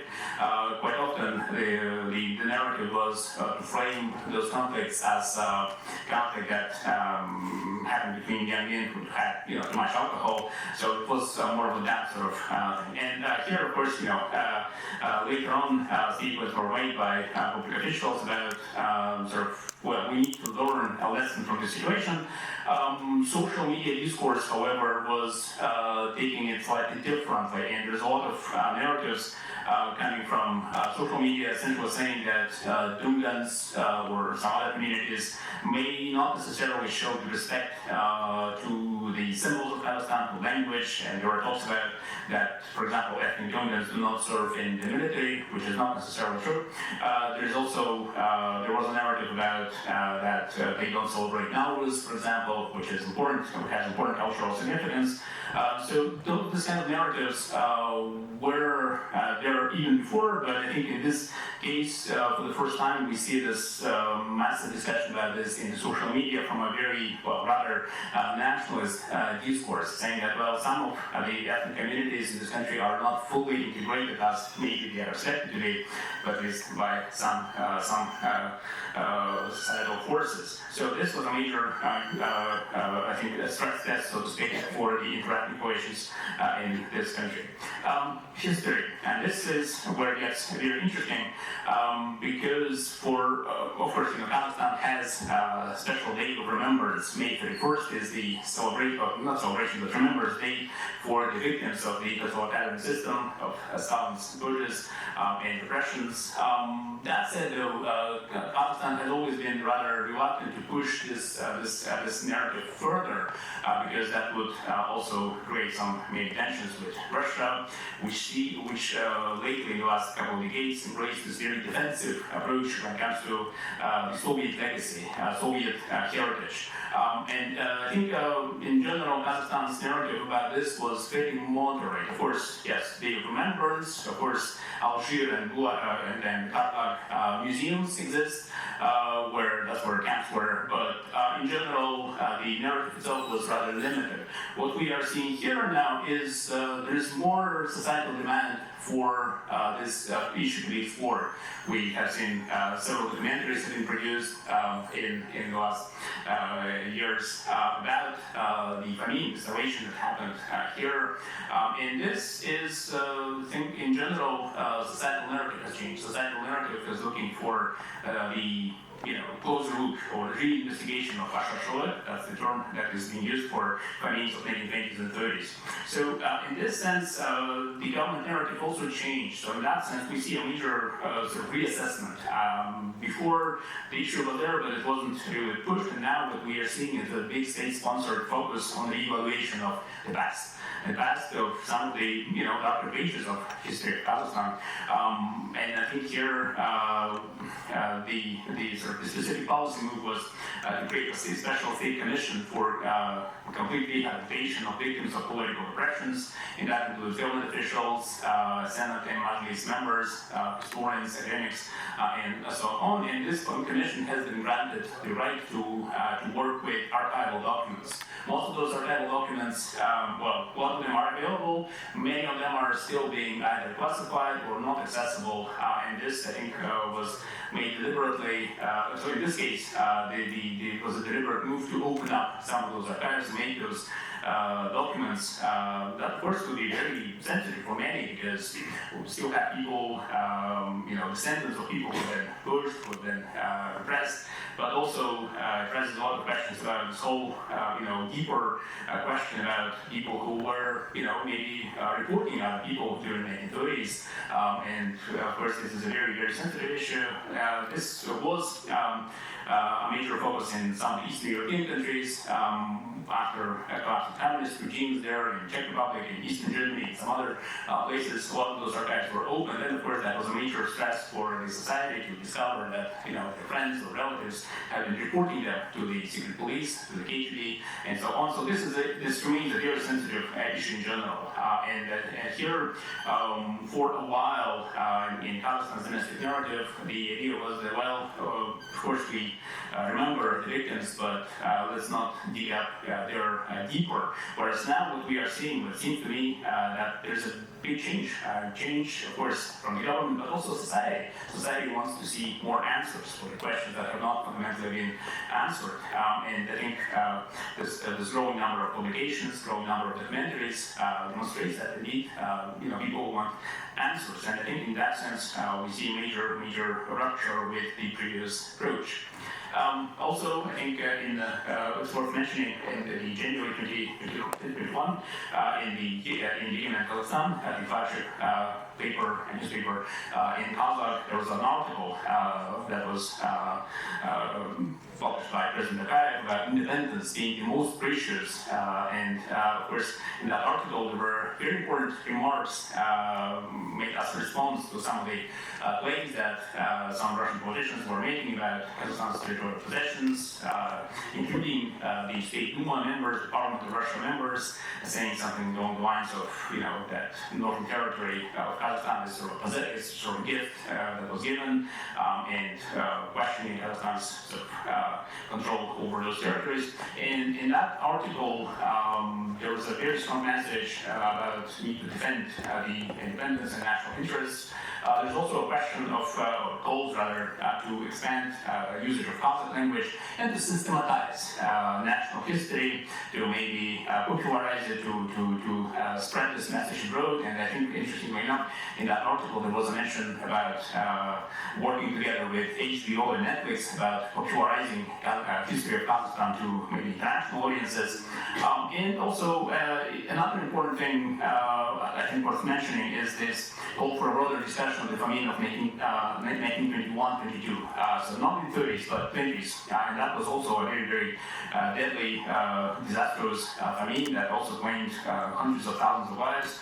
And then I put here a short quote from the article. And the article says, well, our population would be, many times larger than it is today without that starvation. So this is a major, again, reassessment coming from, from the very, very top of the political system. Again, before that, in general, the narrative was again rather moderate. Okay, yes, that happened. We remember the victims, but without much of a push. And now, what we are seeing here, which coincides with general societal demand, to reassess, to look at some of those historical events that have not been assessed properly, perhaps, and to launch a broader discussion of this. And of course, that would also maybe challenge the Soviet legacy, whatever that is, in terms of this whole assessment of Soviet period, Kazakhstan inside the Soviet Union would of course raise a lot of interesting questions. So this is something that I think very important to mention. And I think in general, what we also see in sort of more foreign policy, although I think Zhengek will talk more about this, but I will mention that I think there's also a slightly mixed narrative about Eurasian integration and Eurasian Economic Union. Of course, Kazakhstan remains a close partner with Russia. That said, I think this is something that we have not seen that explicit before. There's more focus on, well, maybe a Eurasian Economic Union also has some issues because it restricts, as it says here, the sovereign rights of government and parliament. So maybe it's also time for Kazakhstan to be a bit more realistic in sort of expectations, and maybe it's a time to reassess some of those provisions where when participation of Kazakhstan in this Eurasian Economic Union. So again, this is just a snapshot and a very brief introduction, an invitation for discussion rather. But I guess my point is that in general, within this relatively short time, we already see some rather important changes in terms of domestic narratives with regards to identity and history. And this is something that yet to be seen how this unwraps. But this is, I think, also a sign of broader changes, not only from the government but also in the society. And the society wants more answers about some of the historical events that have not been discussed properly, and I think this is again coincides with this sort of opening up of the system with launching more broader societal discussions about issues that have not been discussed earlier, and some of them would indeed be rather sensitive. So on that note, I'll stop here. Thank you and for your attention. Thank you. Ladies and gentlemen, which is the western part of Kazakhstan, started against the rise of the liquefied gas and turned into violent protests in many regions of Kazakhstan. Actually, this protest started in Zhanaozen, and we know that it spread over the country, and we know that they took place in 11 regions of Kazakhstan. Almaty was probably one of the most violent protests. You know that they were shooting, lots of people died. So during this period of time, President Tokayev introduced curfew in Almaty and Sultan, and then in the whole country, and called for the forces of the CSTO to come to Kazakhstan. You know that during this period of time, lots of people died. According to the data, official data, 238 people died. Also 16 or 17 law enforcement policemen died. More than 1,300 people were injured, and policemen were injured. Also around 1,300 businesses were damaged. More than 100 business centers and banks were robbed. So, of course, the country lost lots of money, lots of businesses were damaged. So, in this study, I would like to focus on the, as I said, speeches and addresses of the president, and to explore the discursive production of identities and understandings in response to crisis in general in Kazakhstan. I would like also to analyze how different actors of the January events are defined, identified, and constructed in speeches and addresses of the President Tokayev. Basically, who were those actors involved in the protest and violence? Who we are in the January events? Who are they who attacked us? And who are those who jeopardized our territorial integrity and sovereignty? This is also an important question to ask why those events happened. And I'm going to look at the presidential discourse to see how he explains those events versus activists or political analysts, and actually what happened. Examining the gap and differences between presidential rhetoric and people's views on the ground. So in my analysis, I would like to use discourse analysis, particularly critical discourse analysis, because it performs several important functions. It not only explains the reality, but also explains why and how meanings are created. It looks also at explains why some discourses become dominant over the others. and why some discourses become marginalized, because it asks who uses language, how, why, and when. So discourse analysis emphasizes the way the versions of the world is created. Society, events, and inner psychological worlds are produced in discourse. So in other words, it's not only about the descriptions of the events, how they happened, but also about the meanings, interpretations that are created and constructed in the discourses. So it is important because through these speeches, addresses, elites and other actors can exert power and control. We can say that discourse is about power relations.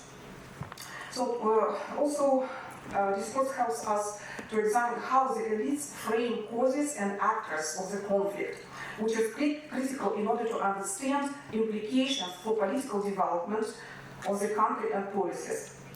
So we're looking not only at the text, speeches and addresses, but also the social context, because we see that discourse is very much interlinked and interrelated to the social context.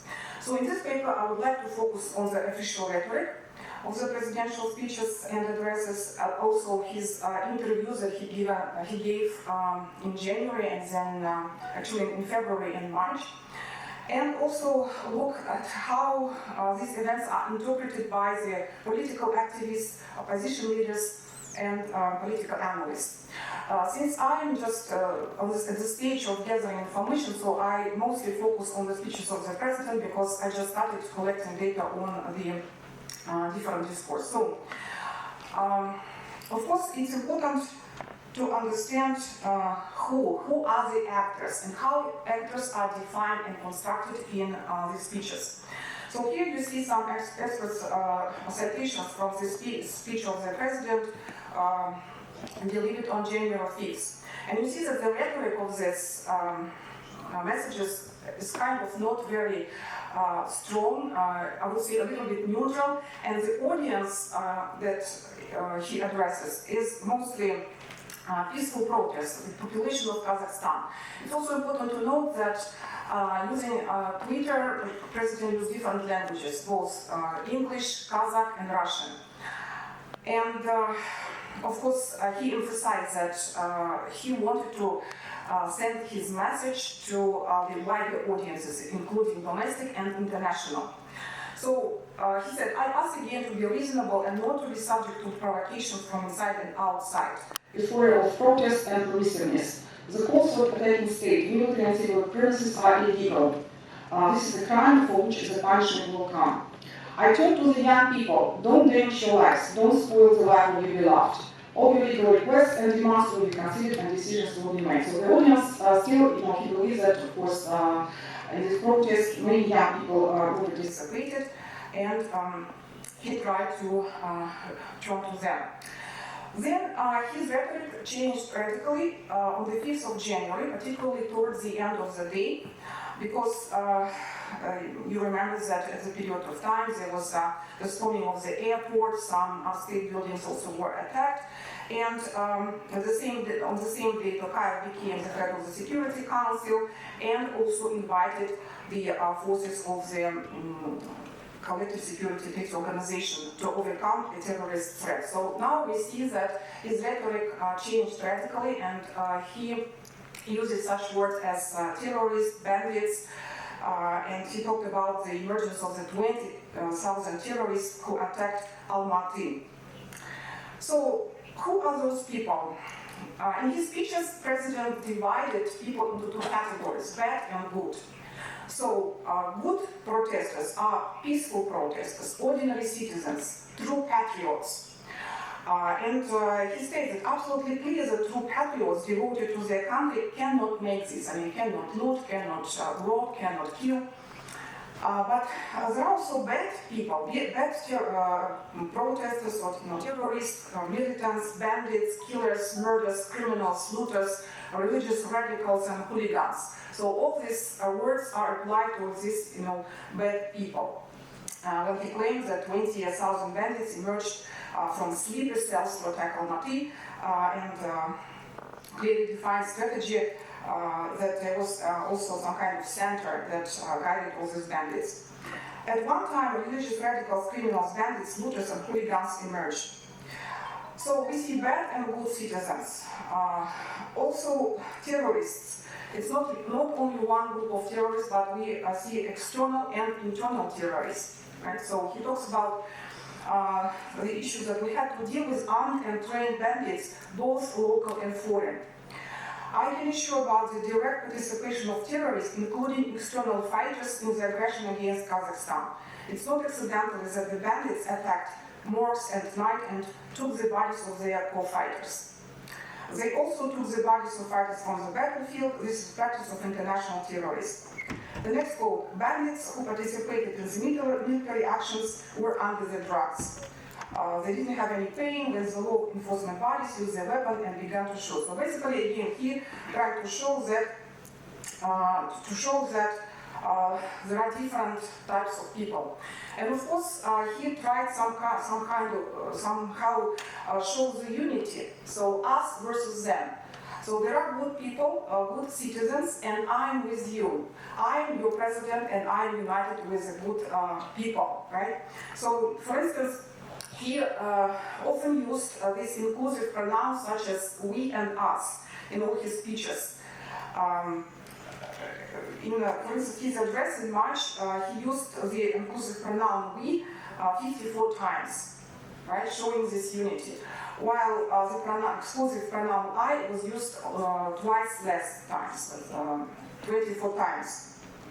So we see that he also often used the word citizens, again showing that he is united with good citizens in Kazakhstan.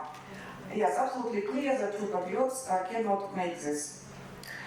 Also, other types of actors that he talks about in his speeches and messages are law enforcement policemen.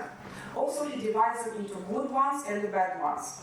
So the bad ones, those who were not able to defend their departments of police, who left the documents, who left people who did not defend the city. And he said, not all were faithful to their duty. In some cities, the head of the committees of national security, despite the armed arsenal, left their buildings and left arms and secret documentation.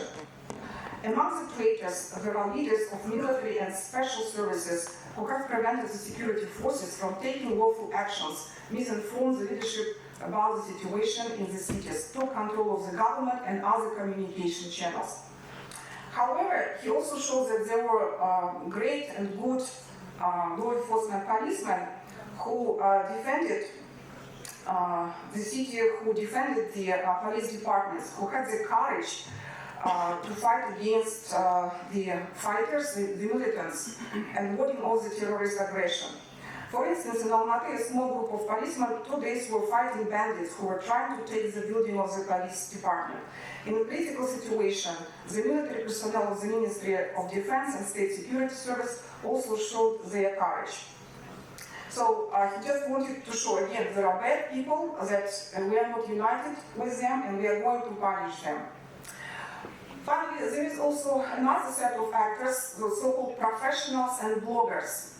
So the president said that there was another people of specialists or professionals who were trained to make ideological sabotage. So there was like a center from which all these terrorists were guided. And these people planned these actions beforehand. They used disinformation, fakes, capable to manipulate people's sentiments. And interestingly, he also talked about the role of mass media that basically undermined the order and stability in the country. Right? So he says the instigating role in violation, instigating role in violation of the order is played by the so-called free mass media and foreign activists who are far from the interest of our multinational nation. It's possible to say without exaggeration that all these irresponsible demagogues became accomplices for unleashing of this tragedy in Kazakhstan, and we will react firmly to all acts of legal vandalism. And you know that maybe the implications of this rhetoric was also the law on social media. You remember that it also created lots of discontent in society. The law against bullying of children in social media, basically, which was against, which put certain restrictions on the usage of social media. What would be the alternative discourse to the official rhetoric? Riccardo Pelizzo, who is a human rights advocate and an activist, the head of the human rights NGO, stated that there were no terrorists in Kazakhstan. And she explained it by the fact that none of terrorist organizations took responsibilities for the attacks. Because usually, when there is a terrorist attack, then some kind of organizations, they take some responsibilities. The most surprising is that if it were a terrorist act, then everything would be documented. The ballistic expertise would have been done. However, nothing like that has happened. Next day, the square was clean. Another political analyst, Dimash Aljanov, claims that the president, he will maybe use some inadequate analogies, different manipulations to divert the public discussion from important issues related to the actions of the authorities. And the authorities did nothing to make a dialogue with society and prevent the escalation in the beginning of the January. Sergei Bisimbayev, who is the head of the Paper Lab, a research think tank, said that there were no terrorists in the foreign or domestic, and it was not an intra-elite conflict, because there is a very widespread view that those events were basically based on the intra-elite conflict in Kazakhstan, but many people disagree with this. So, who and what was attacked? According to our president, this was a terrorist war against our state. So he uses very strong terms, terrorist war. It was about undermining of the constitutional order. It was the destruction of government institutions, seizure of power. It was a coup d'etat. It was the threat to the integrity of the state, citizen security, and future of the country that was threatened. It was basically an assassination of our sovereignty and territorial integrity. So this rhetoric, of course, very strong, and it appeals to the people's sense of unity, solidarity, and citizenship. He talks about planned action. So this is a very strong language that was used. A few words I would like also to say about the peacekeeping forces that President Tokayev asked to come. You know that it was also not a very popular decision, and even there was some protest against these forces to come to the territory of Kazakhstan. And for some people, it might be quite surprising that why President asked for forces. Of course, he also tried to justify his actions and showed that this was done in order to, again, preserve sovereignty, provide stability and security of our state. That the invitation of these forces was according to the certain legal acts and laws that exist in Kazakhstan. And in fact, it's true, because the usage of these forces can be traced back to the events in the Middle East, to the Arab Spring, because after the Arab Spring in Central Asian countries, and particularly the countries of this collective security treaty organization, adopted a law that allowed to use these forces in case of instability, some kind of unrest, uprisings, and there was a special even law that was adopted in 2011, if I'm not mistaken, and after that, of course, this provided some legal basis for other, heads of countries to call for the help of these peaceful forces. So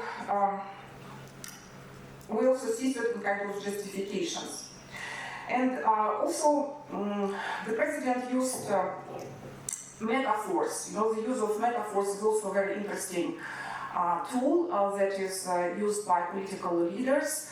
and metaphors or sayings are quite widely used by different political leaders, politicians, in order to strengthen their argument. And interestingly, when the president, for instance, provided his speech in Russian, he also incorporated some Kazakh proverbs and sayings and metaphors in order to strengthen his argument and show that I'm together with people. I know we can, we all have common history, and I support him.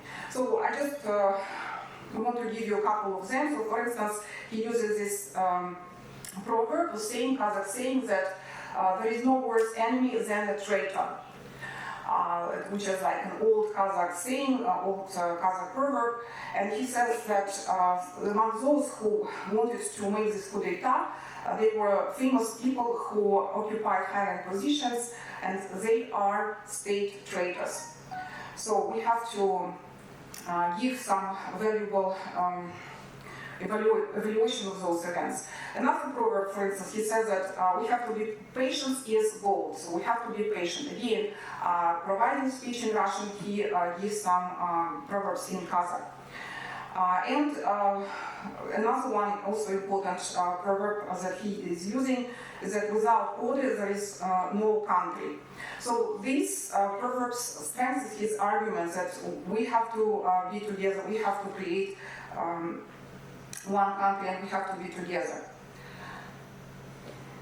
So, what are the policy implications? I would like to talk about some probably good and not so good policy implications of this rhetoric. Is that since discourse is powerful and influences context, after these speeches, of course, certain changes have been made, and my colleague Aziz Burhanov already mentioned about them. So we observe the change of the constitutions, and recently we held a referendum. Then also, changes in terms of electoral system, changes in terms of party registrations.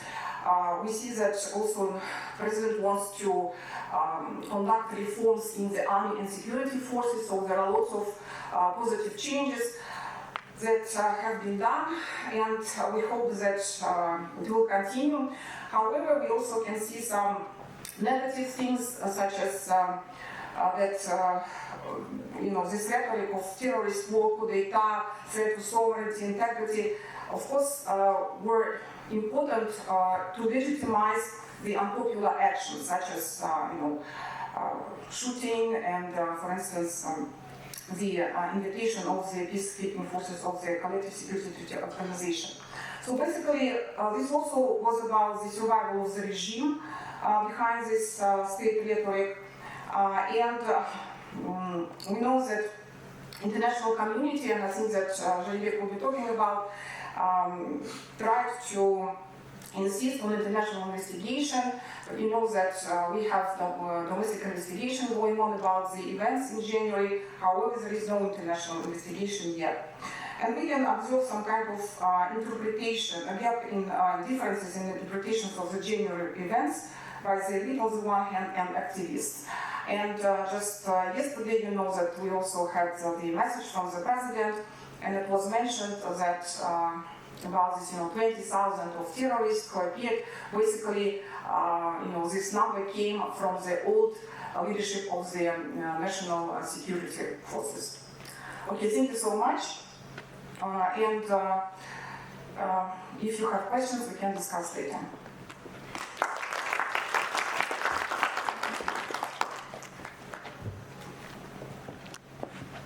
Thank you, Lina, for a very, very interesting presentation. There's a slight change in program. We're going to have Professor Razgaliev for 15 minutes sharp, because on this panel we're going to have finally Levi Lyman, so he's going to join the Burkanov Sharipov for Razgaliev, Janibek Arinov panel. So hold on, please. So the floor is yours. You need to be done by 1 o'clock sharp. Sure. Thank you. Thank you, Professor Pelizzo. Yeah. Hello, everybody. And I'm happy happy to be presenting here, and as it happens, my talk is just before our distinguished keynote speaker, Larry Diamond, so you can accept this as a warm-up for our keynote speech, because my talk is about social fragmentation, democracy, and digital media in Kazakhstan. This is a start of a project for which we have funding from the Ministry of Education and Science of the Republic of Kazakhstan. This is quite an ambitious project, but we believe it's timely and much needed. And I'm not going to be, maybe I will disappoint some of you, but I'll not be speaking directly about the January events 2022. One reason is that I submitted this project proposal 10 days before the January event happened on December 25th. And as it happens in the proposal, I said that there will be an increasing probability of conflict in this country if the government will not take systematic measures to mitigate negative consequences of social fragmentation. So this is why I believe it's a timely project. And I think first I'll talk about what this project is not about and then what is this about. So what it's not about is that, again, I think I'll disappoint some of you if you think that this project is about the Twitter revolution and the social media revolution, bringing down the regimes and establishing democracy. After all, the person who invented the term Twitter revolution, Morozov, researcher, he said that, later he said that he regrets that he invented this term because there is no direct correlation between that and the evidence that Twitter and Facebook itself, they cause revolutions. Of course, the reasons and the underlying determinants of social uprising is much deeper than people's, of course, social media is a tool where people can connect and mobilize, but of course the reasons are much deeper. The social reasons, socioeconomic reasons, and social fragmentation, I believe, is one of them. And so today we'll be looking at the deeper structural forces within the society, not the revolution itself or the uprisings and the protests itself, but the deeper structural forces that could lead in the end to increasing violence, people's conflict between both ethnicities or other social groups, and of course the government should be there to deal with these issues. So I said what is this project is not about, I said what it is about, so it is, and again this is an invitation for reflection and discussion. So why fragmentation? There is an increasing batch of research worldwide. So here is just two pieces from the world-known centers. One is a Center for Policy Institute from King's College London, where I happened to study in the past, which is called Divided Britain. And this is, of course, September 2019, but they started their work after Brexit events in 2016, where everybody was talking about divided Britain, and Britain is ever divided, and you could see the subtitle here, polarization and fragmentation trends in the United Kingdom, social studies, social policies. Here, it's their piece on political polarization in the American public. You could see that the findings is that, of course, the gap between the Democrats and Republicans is widening, and again, the events of 2016 Trump elections, there was another warning that there is an increasing trend for political polarization. So it's a global phenomenon, it's happening worldwide. However, the narrative here in Kazakhstan was, I think, until recently, was that we are a happy country, we live in peace and harmony, and we live in a country where there is a multi-ethnicity and no social conflicts, which is to some extent is true because we didn't have bloody civil wars. However, the trend is alarming that in the past decade there is an increasing number of labor conflicts, increasing number of protests, and I think January events was another bell that indicated that there were deeper structural changes happening that needs to be, at least they deserve attention, and of course in the long term needs to be addressed. So this is on why fragmentation. Now the question why, so you remember the second part of my talk was social media and democracy, so why social media and democracy? And I start with the notion that there was a lot of optimism about the impact of digital media on democracy. So this is, for example, from 1999. Imagine if internet took hold in China. Imagine how freedom would spread. This is not John Lennon, but it's George W. Bush. He was quite optimistic about the impact of digital media on democratization in China. And another former US President, Clinton, said that China will never be able to control the internet. This was a year later after this. However, we all know about the Great Firewall of China, how China is banning, for example, websites such as Google or Facebook. So things have changed since then, right? And the optimism, and of course this optimism was shared in academia as well. So here's a piece from, again, our guest speaker, keynote speaker Larry Diamond and Plattner in 2012, where the prediction about the role of technology on democratization was quite optimistic. The book here on the left is called Liberation Technology, and then the book on the right, it's another book on the Arab Spring and the influence of digital media on the uprisings during the Arab Spring revolutions. So this is from 2013, but of course they started the project earlier in 2011.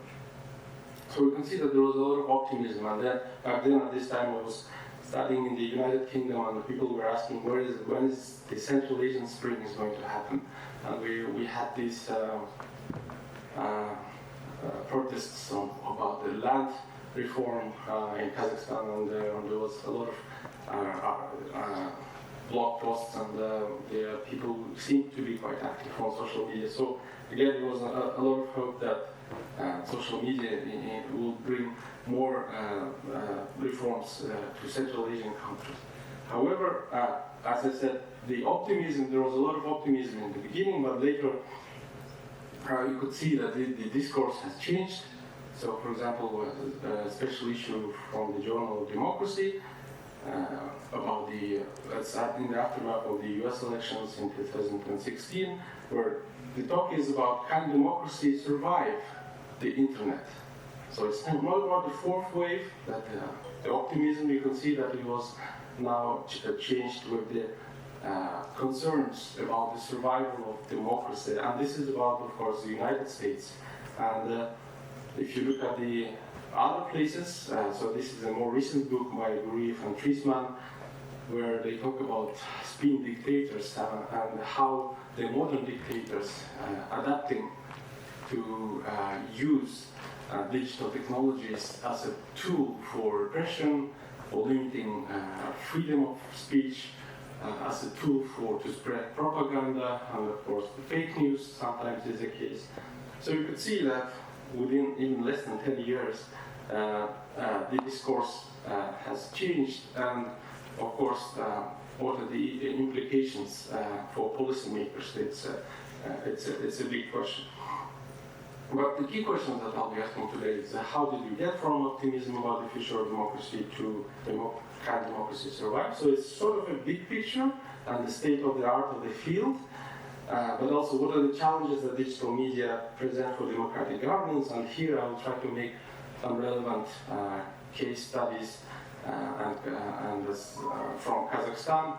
And of course, this is a project that we only started in April, and hopefully will have interesting findings at later stages.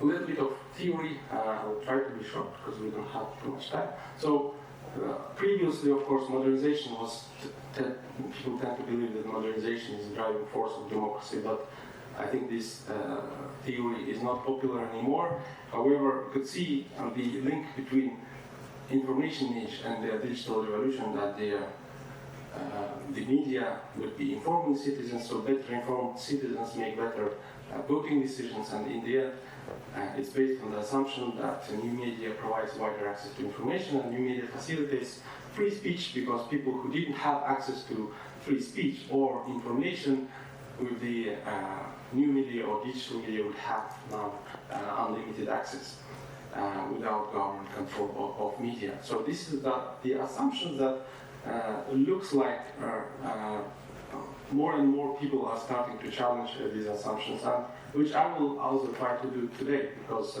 I'll be talking about the challenges of the digital media for good governance and democracy in general. So the first challenge is about social fragmentation. So it's a general topic of our project, and of course it's related to polarizing effect of digital media. That the society is increasingly fragmented, not only here in Kazakhstan, but also it's a global phenomenon. And of course that increases the risk of conflicts. And the nature of polarization, of course, is related to people's tendency to get into groups that are like-minded. And of course the digital media allows us to do this nowadays with all these groups on WhatsApp or Facebook. So people can filter the sources of information that they want to see, and then the tendency is that if there's already a tendency for radicalization, when people are exposed to like-minded people, they tend to be even more radicalized, and of course it has very serious implications for rise of conflict in the society.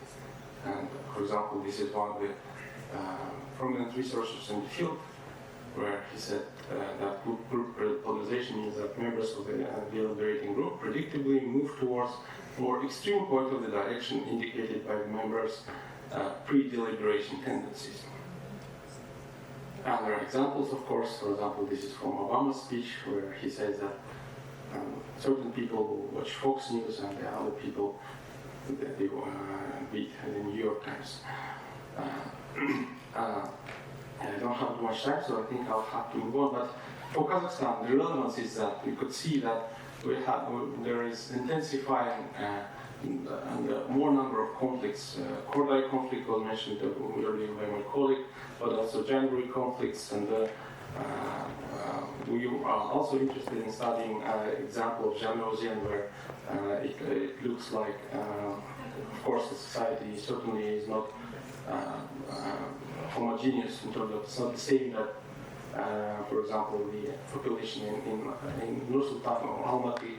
So I'd like to see what is the situation with social fragmentation in these regions.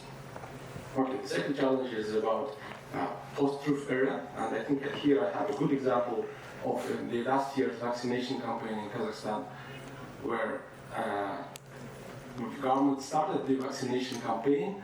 However, even the economists wrote about this, and people started to buy vaccination certificates. And the questions are, of course, is it because people don't trust the government anymore? Is it because they don't trust the traditional sources of media, such as the newspapers and TV, or maybe they trust more people, the so-called influencers, or the people who are on social media groups and so on. The third challenge is, as I already mentioned, influencers. And the tendency is that influencers benefit from the polarized society, because there is research on this, so I will not be talking about this in detail. And of course, there was, as I said, there was a lot of optimism about the future of the societies, and they said that the internet is going to bring the borderless world, and it will be the end of nationalism, which turns out to be not the case. Again, we're talking about the rise of identity politics all around the world, and including here in Kazakhstan. Number 4 is digital media as a commercial tool. I don't think I will talk too much on this, but yes, this is from Sacha Baron Cohen, who said that they would have led Hitler to buy ads. So this is about how people, even in democratic countries, those people who didn't have access to mainstream media, those radicalized, the extreme right, extreme left, now with the use of social media, they could get access to the sources of media. sources. But yeah, and finally, of course, if social media or digital media would end up in the wrong hands, and of course we have examples from the dictatorships around the world, or authoritarian regimes that use adaptation strategies, that use digital media as a tool for censorship, propaganda, cyber attacks, bots, and so on and so forth, and of course even repressions. I think just briefly on the challenges of digital media and the effects of channel events. We are yet to study this, of course, but of course the global trend is that we have more fragmented and polarized population, including Kazakhstan, and we have the rise of influencers that really benefit on the agenda on populism, identity politics, and nationalism, and we are having a challenge to find credible sources, so people don't really trust the sources because everything is flooded with fake news or conspiracy theories. And the last two I talked already about. So, conclusions. Digital media plays, of course, an important role in spreading reliable information, so I don't want to end on the note that is too pessimistic, because I still believe that there's a lot that can be done using the digital media in terms of promoting good governance and democratization, and of course it's good for transparency and accountability. However, and this is what I wanted to highlight today, is that some of its features also increase social fragmentation, polarization within the society, and ignorance among voters. And of course, since we are in the public policy school, the policy challenge is to regulate digital media without undermining free speech, but also respect diversity, at the same time mitigating extreme polarization that can lead to violence, radicalization, extremism, and so on. So I'll end on this note, and thank you very much for your attention.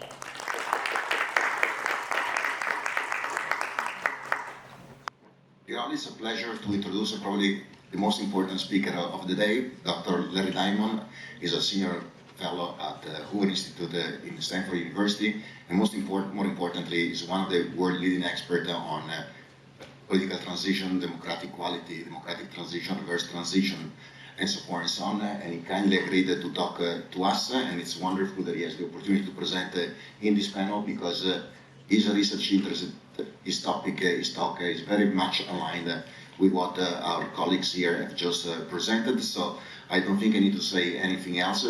Larry, the floor is yours. As we agreed, you will talk 20, 30 minutes, and then if you don't mind, take a few questions from the floor. Okay. Thank you very much. Thank you. Good to be with you.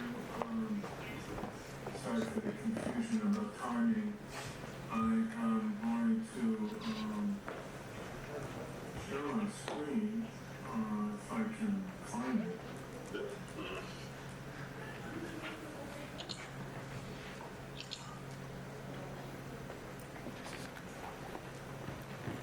You should,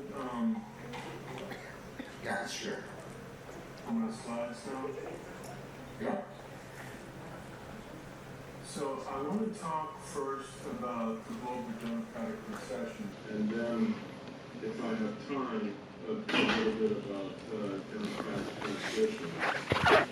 We have, after a long period of democratic expansion in the world, been in a period, really for about 15 years now, of democratic recession, democratic contraction, whatever you want to call it. But in order to understand this, we first have to understand what we're talking about. And I always hasten to stress that when we talk about democracy, it's not just majority rule, popular sovereignty, the minimum dimensions of electoral democracy that we're trying to understand, we're trying to track, and that people around the world care about. They care about their human rights, they care about freedom of speech and rule of law. So there are these other dimensions of freedom, minority rights, good governance, rule of law, control of corruption, and so on, that together make up the package of liberal democracy. Liberal in the political sense of a democracy that is high quality, rights affirming, and dedicated to equality and justice, and not necessarily implying any type of economic order. The key trends in recent years, really for more than a decade now, have been that global levels of freedom and democracy have been receding. That means that human rights violations have been eroding. Human rights violations have been eroding human freedom. There's been a deteriorating rule of law. It's been kind of the leading indicator of democratic failure in many countries around the world. The mechanism for this rollback of democracy has typically been the incremental destruction of democracy through illiberal populism. There's been, as the previous speaker noted, I was laughing at the Pew survey data because I used that same slide in my undergraduate lecture class.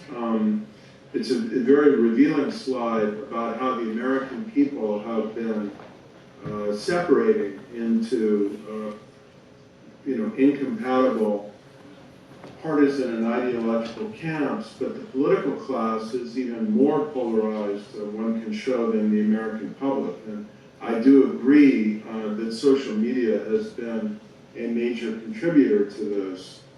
And then Russia and China have been a major contributor to this through their campaigns of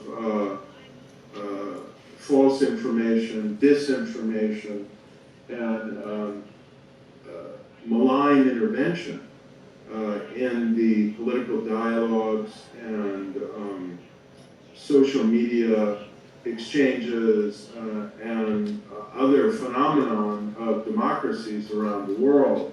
Russia, of course, is now struggling in the wake of its grotesque violations of national sovereignty, human rights, and the laws of war in Ukraine desperately to try and portray their invasion of Ukraine as some kind of struggle against neo-colonialism.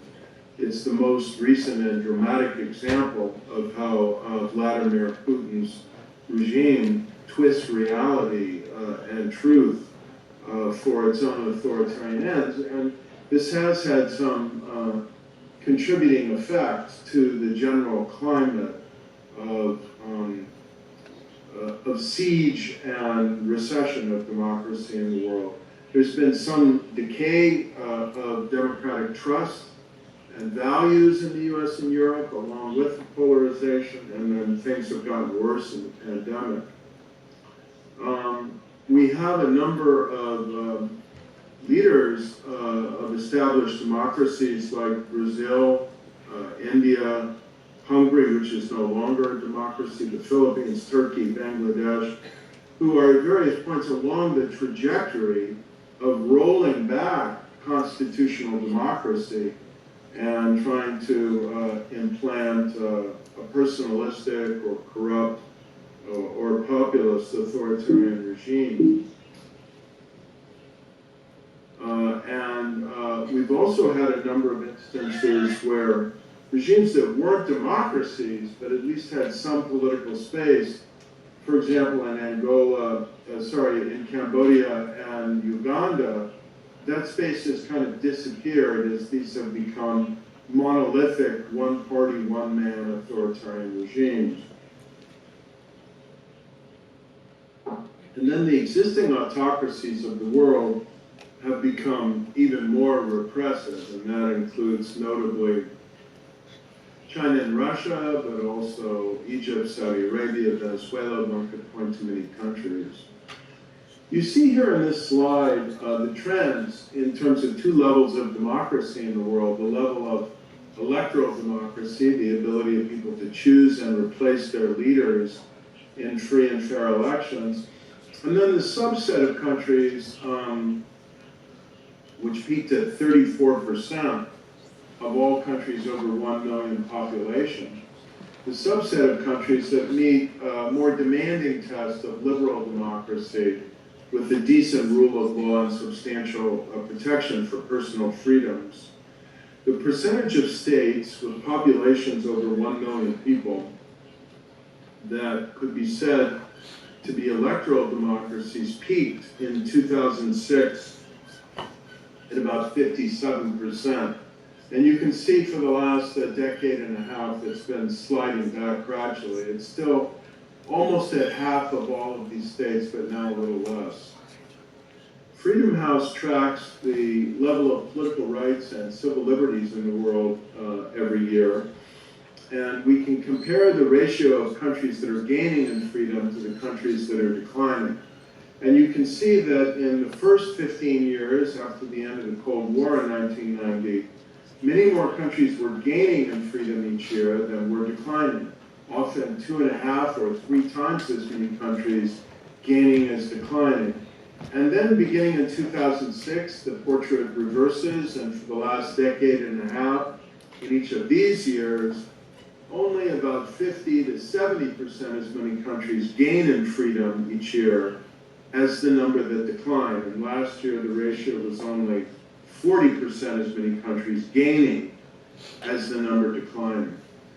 And another feature of this is the rate of democratic breakdown of countries that have had democratic systems of government and then lost it to a military coup, an executive coup, a rigged election, or something like that.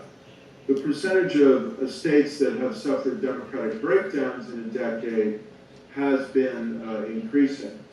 It fell to as low as 6% of all democracies in the 1980s, 10% in the 1990s, and in the last decade it was a little over 15%. So how has this been happening? The typical formula for democratic rollback has been populist leaders who polarize deliberately, not just accidentally, the political system and the national narrative in order to create a set of intense and loyal followers that will support anything they do and create an atmosphere of crisis that will enable them to monopolize power, whether it's in Venezuela, or Poland, or Hungary, or Turkey, or the Philippines, or whatever. There's some ways to recognize the project, the formula of illiberal populism. Anti-democratic populist leaders and parties have the following characteristics. They're anti-elitist. They claim to be representing the true people against a corrupt elite, but of course they always turn out to be even more corrupt once they come to power. You could look at Orban or Erdogan or the now Maduro regime in Venezuela and see this. They're anti-institutionalists. They try and tear down the existing institutions because those institutions have embedded in them, in existing democracies, restraints on the exercise of power. They have independent judiciaries, rule of law, human rights protections, freedom of speech.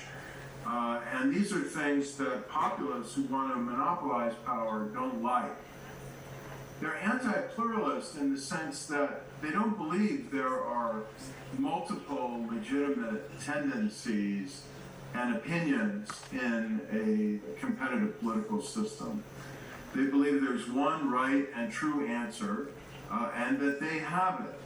And so they veer toward and aspire to a political hegemony, in which, to quote a famous illiberal populist, the country is broken and only I can fix it.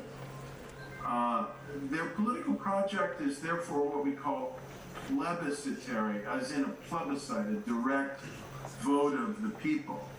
They believe in direct democracy, let the people decide, and not representative democracy. And once a ruler is chosen in the kind of national plebiscite or validation, they're perfectly happy to have that ruler, that party, the Erdogans and Bolsonaros of the electoral competitive process, then accumulate extraordinary power to run roughshod over institutions, be it the judiciary, the legislature, the media, counter-corruption institutions, and really kind of rule in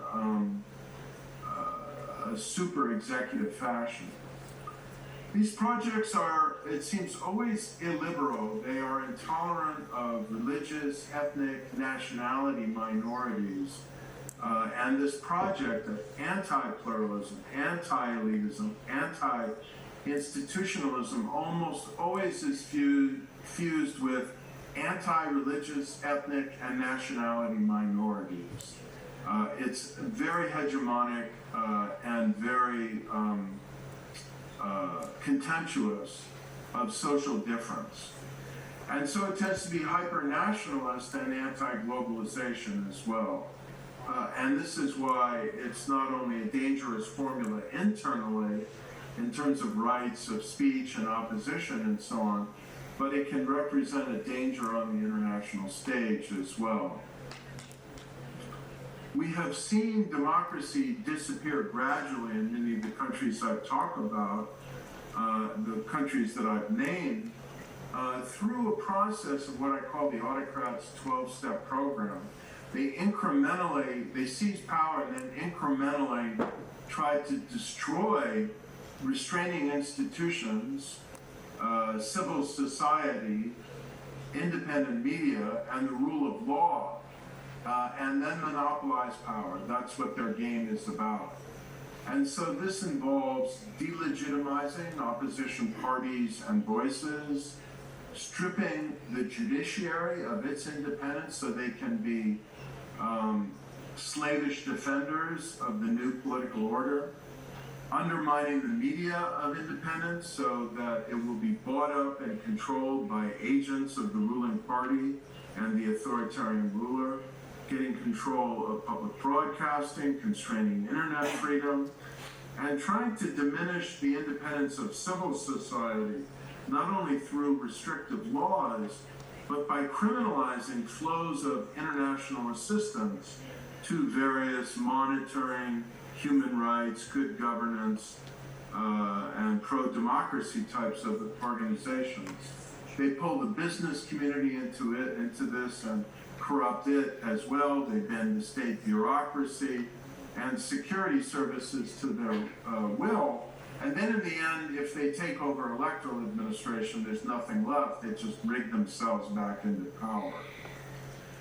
Why has this been happening? Well, there have been a number of factors that have facilitated the concentration and abuse of power and the destruction of democracy, including weak political institutions and weak rule of law, the impact of globalization that has generated increasing economic inequality and concentration of wealth and power in super corporations and super wealthy individuals, the manipulation among a declining working class and the advanced industrial democracies of images of cultural threat that's turned into kind of anti-immigration pressures, social media, which has already been emphasized, which has been a major contributing factor to political, social, and ideological polarization. And then all of the internal troubles of the West and the power of projection and disinformation and propaganda apparatus of Russia and China, not to mention now the hard power of each of these two authoritarian countries.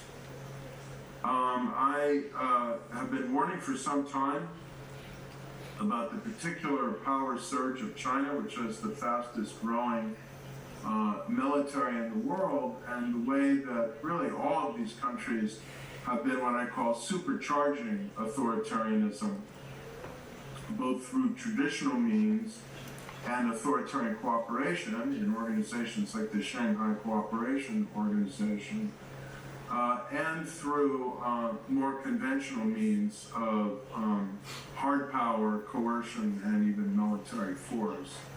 I think you know about Russia's information war on American democracy, but also European democracy, and many of the pluralistic political systems in the space of the former Soviet Union.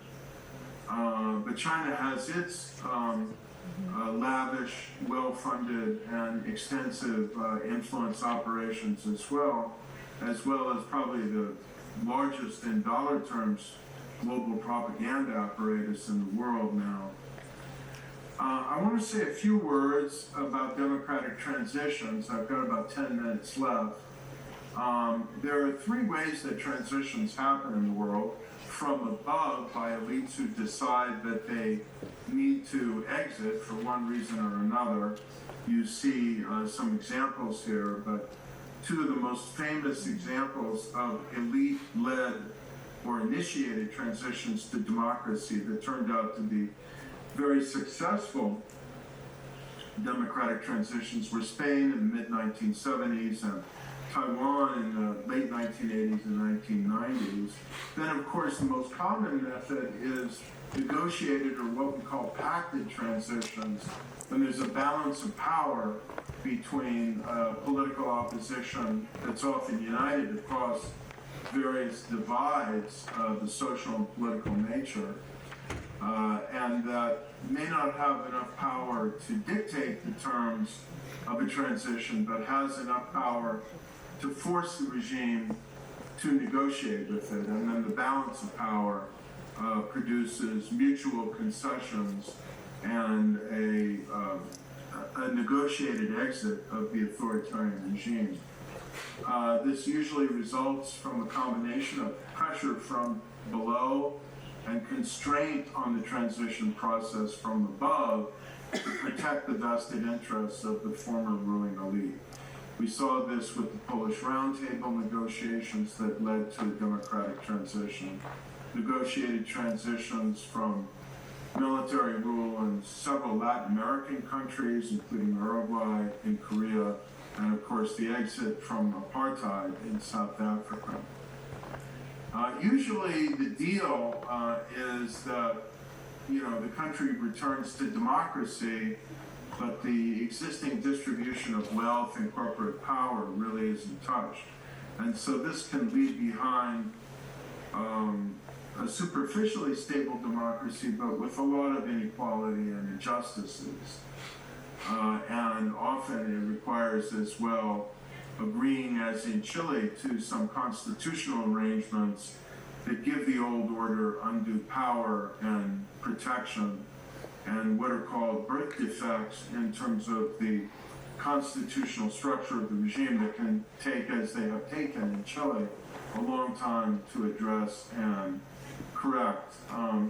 But to get a negotiated transition, you do need to build some kind of trust between autocrats and democrats.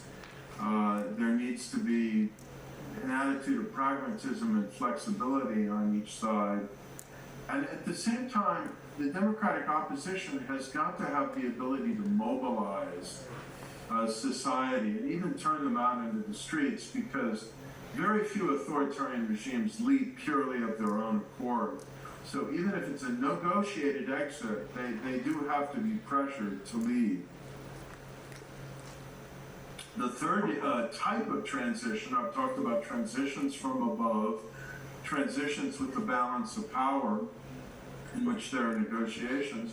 And then there are the uprisings from below, where it's the democratic opposition that has the initiative. The most famous of these are the color revolutions, the people power revolution in the Philippines in 1986, the bulldozer revolution in Serbia in 2000, Rose Revolution Georgia 2003, Orange Revolution Ukraine 2004.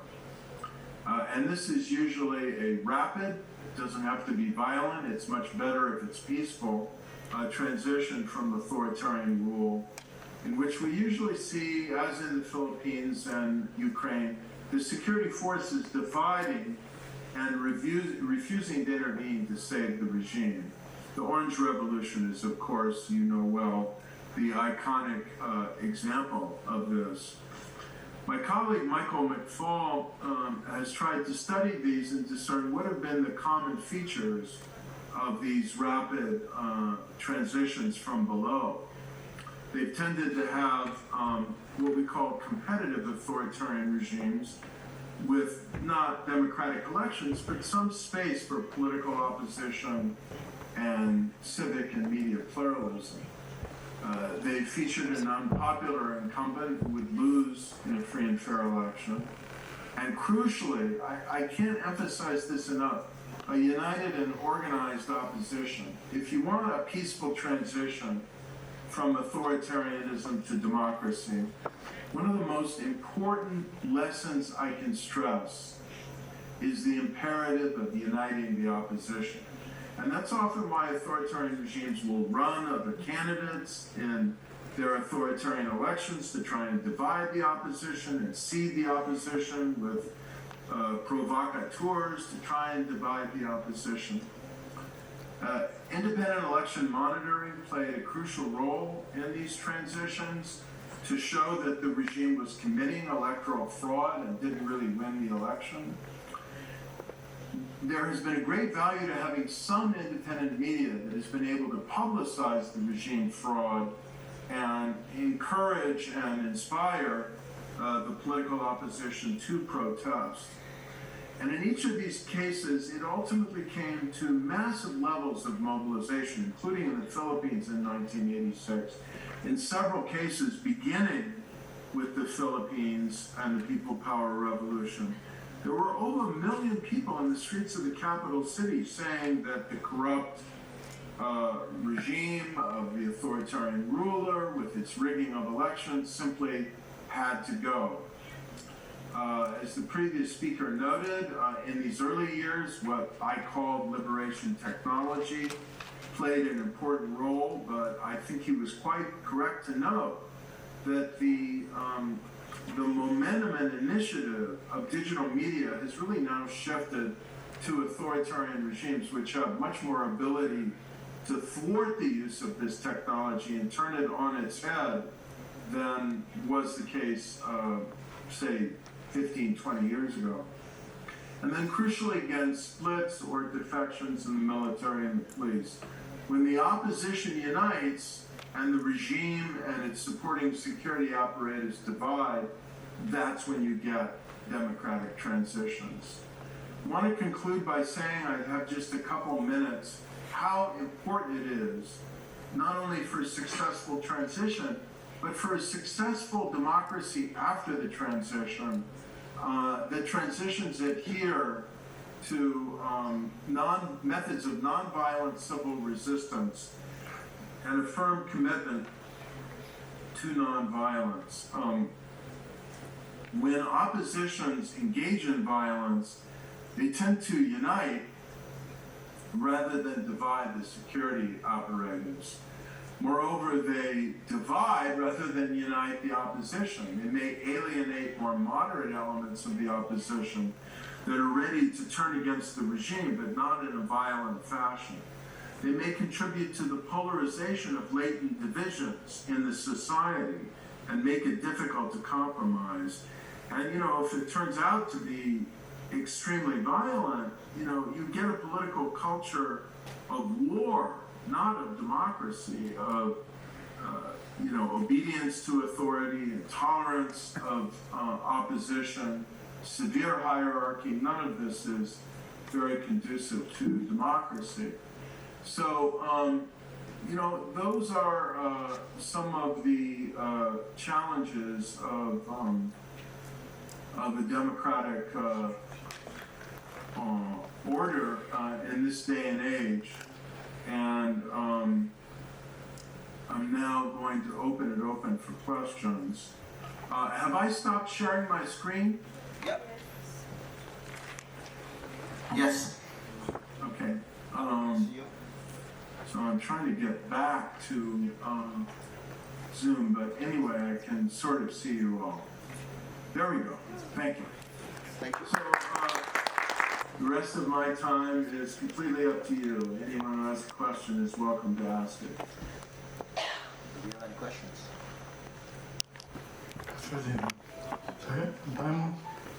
Okay, should I call on people, Riccardo, or do you want to? I think there's a question coming up right now. I guess we can start with Janabek.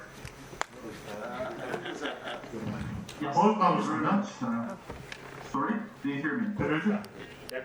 Yeah, thank you very much for this interesting topic. The last slide, I guess a question about the last slide when you say that the violence makes the transition very difficult. We had two more recent let's say, attempts to transition in post-Soviet countries. One in Ukraine, twice, the 2004, especially the revolution. Then we had 2020 Belarus kind of protest, right? Purely peaceful, no violence, nothing. So how would you explain why in one case Ukrainians twice, or in Kyrgyzstan since 3 times, the violence revolution, successful transitions, I wouldn't say transitions, but revolutions, but what went wrong in the case of those? Thank you. I would say yes, the Orange Revolution was certainly edgy and assertive, but it wasn't for the most part violent.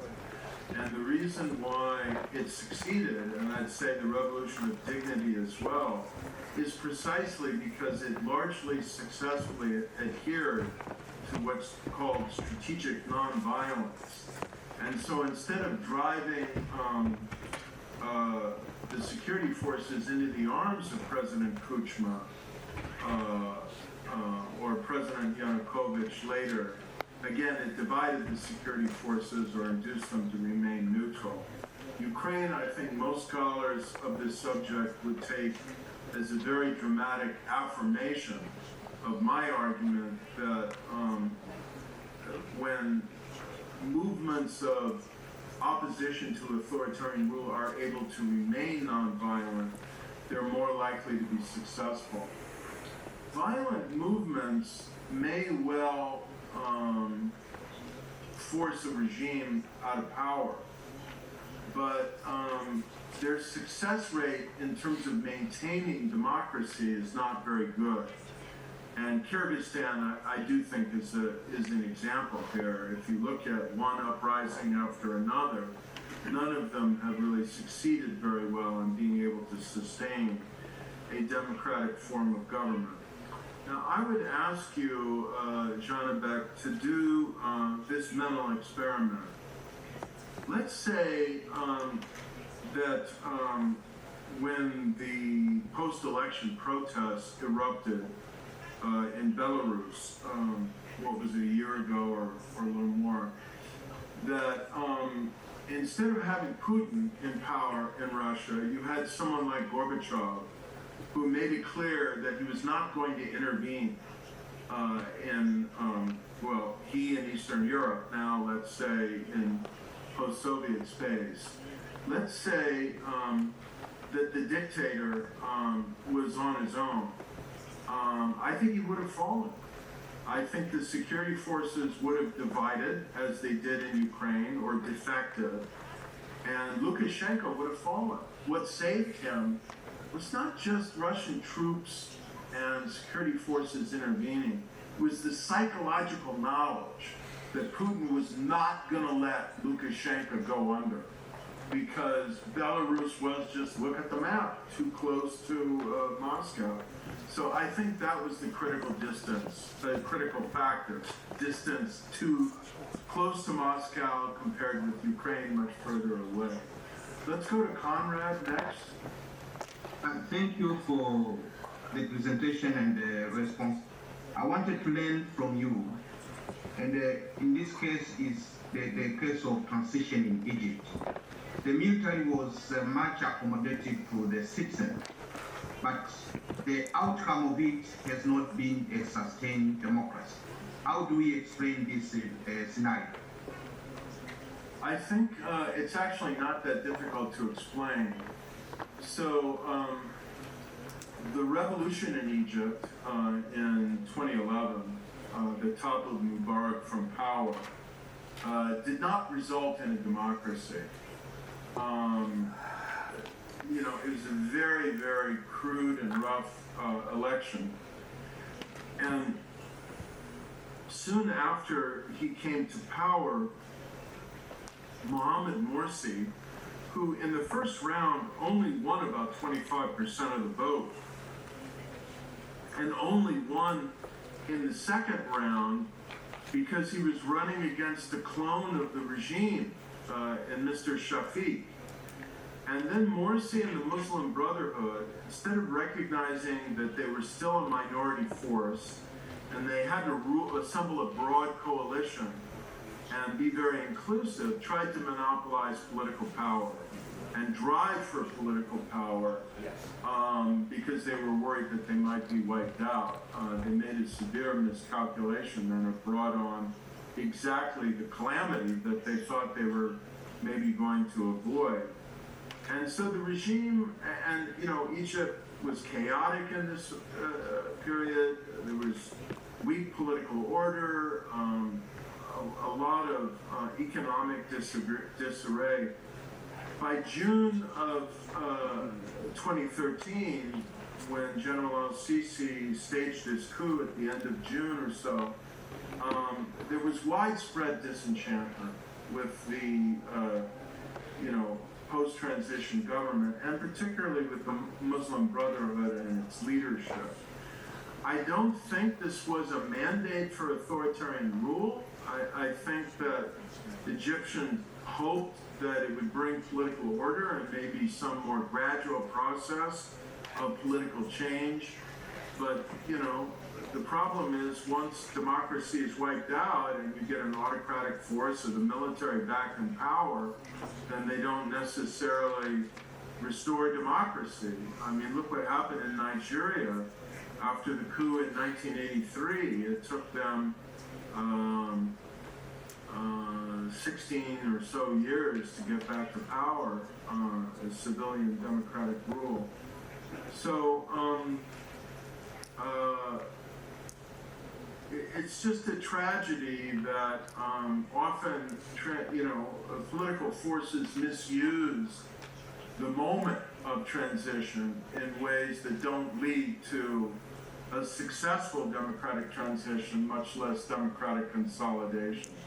And I'm afraid now in Egypt, it's just going to be a much more gradual process. The military has really obliterated, tortured, and severely suppressed the political opposition, and it's going to require, I think, a much more incremental process of change at this point. So we go next to Iftikhar.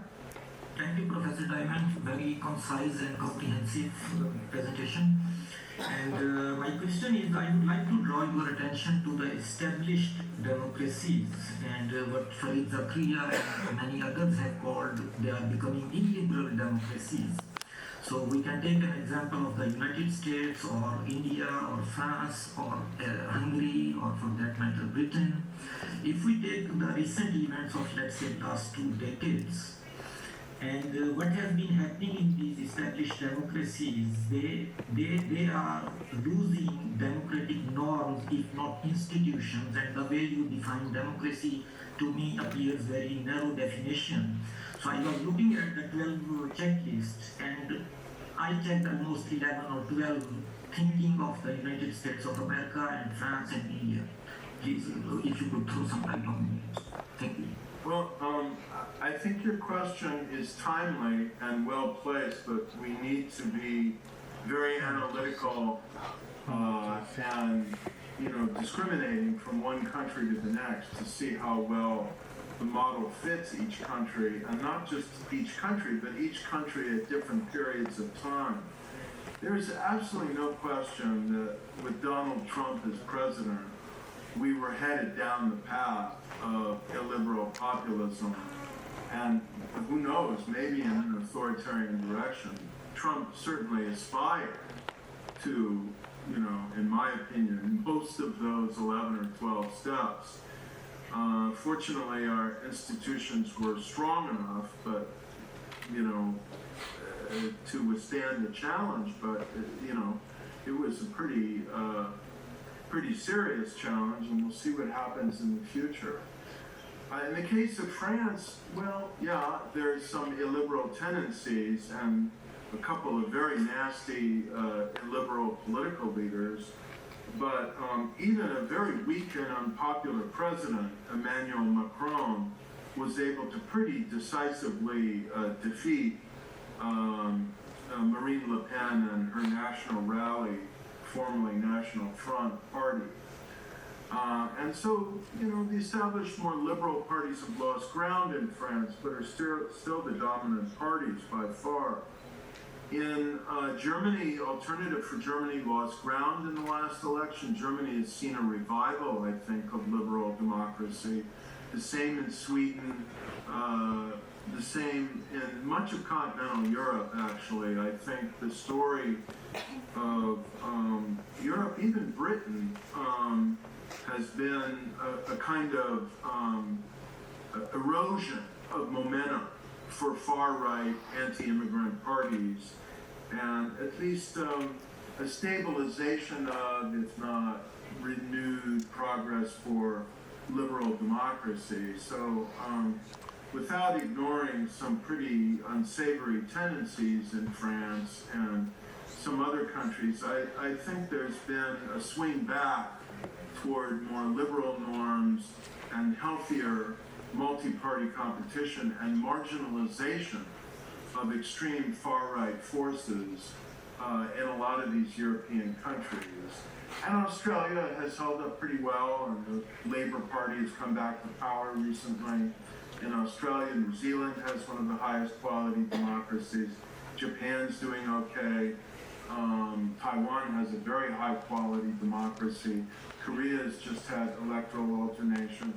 And that leaves India. And I am just super worried about the illiberal drift in India under, what else can we call it, a religiously bigoted regime that's extremely intolerant of every religious group that isn't Hindu, not just Muslims, but Christians and others.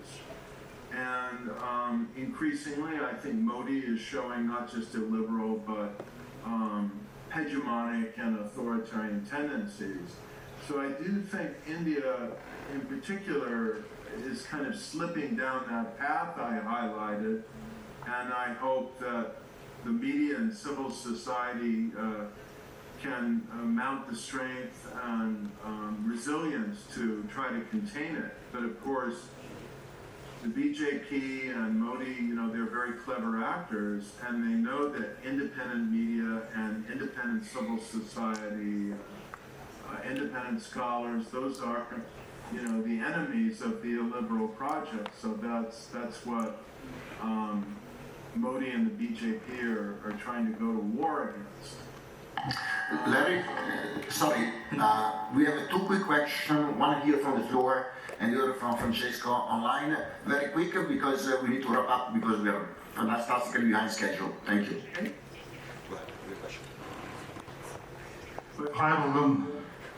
Насколько эффективно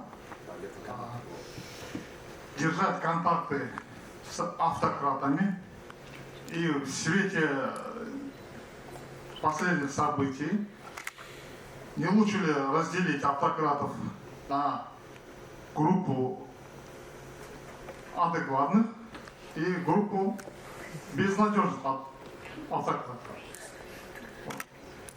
Свой вопрос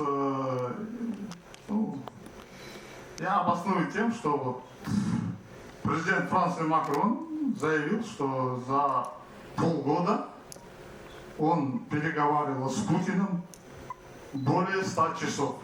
Это значит, ежедневно, без перерыва, по 35 минут переговоров. Результат отрицательный. Thank you for the question. Dear Lemon, I will translate it to you. Divide and define them as acceptable and useless. For example, President Macron spends 100 hours of negotiation with Putin, but there is no effect.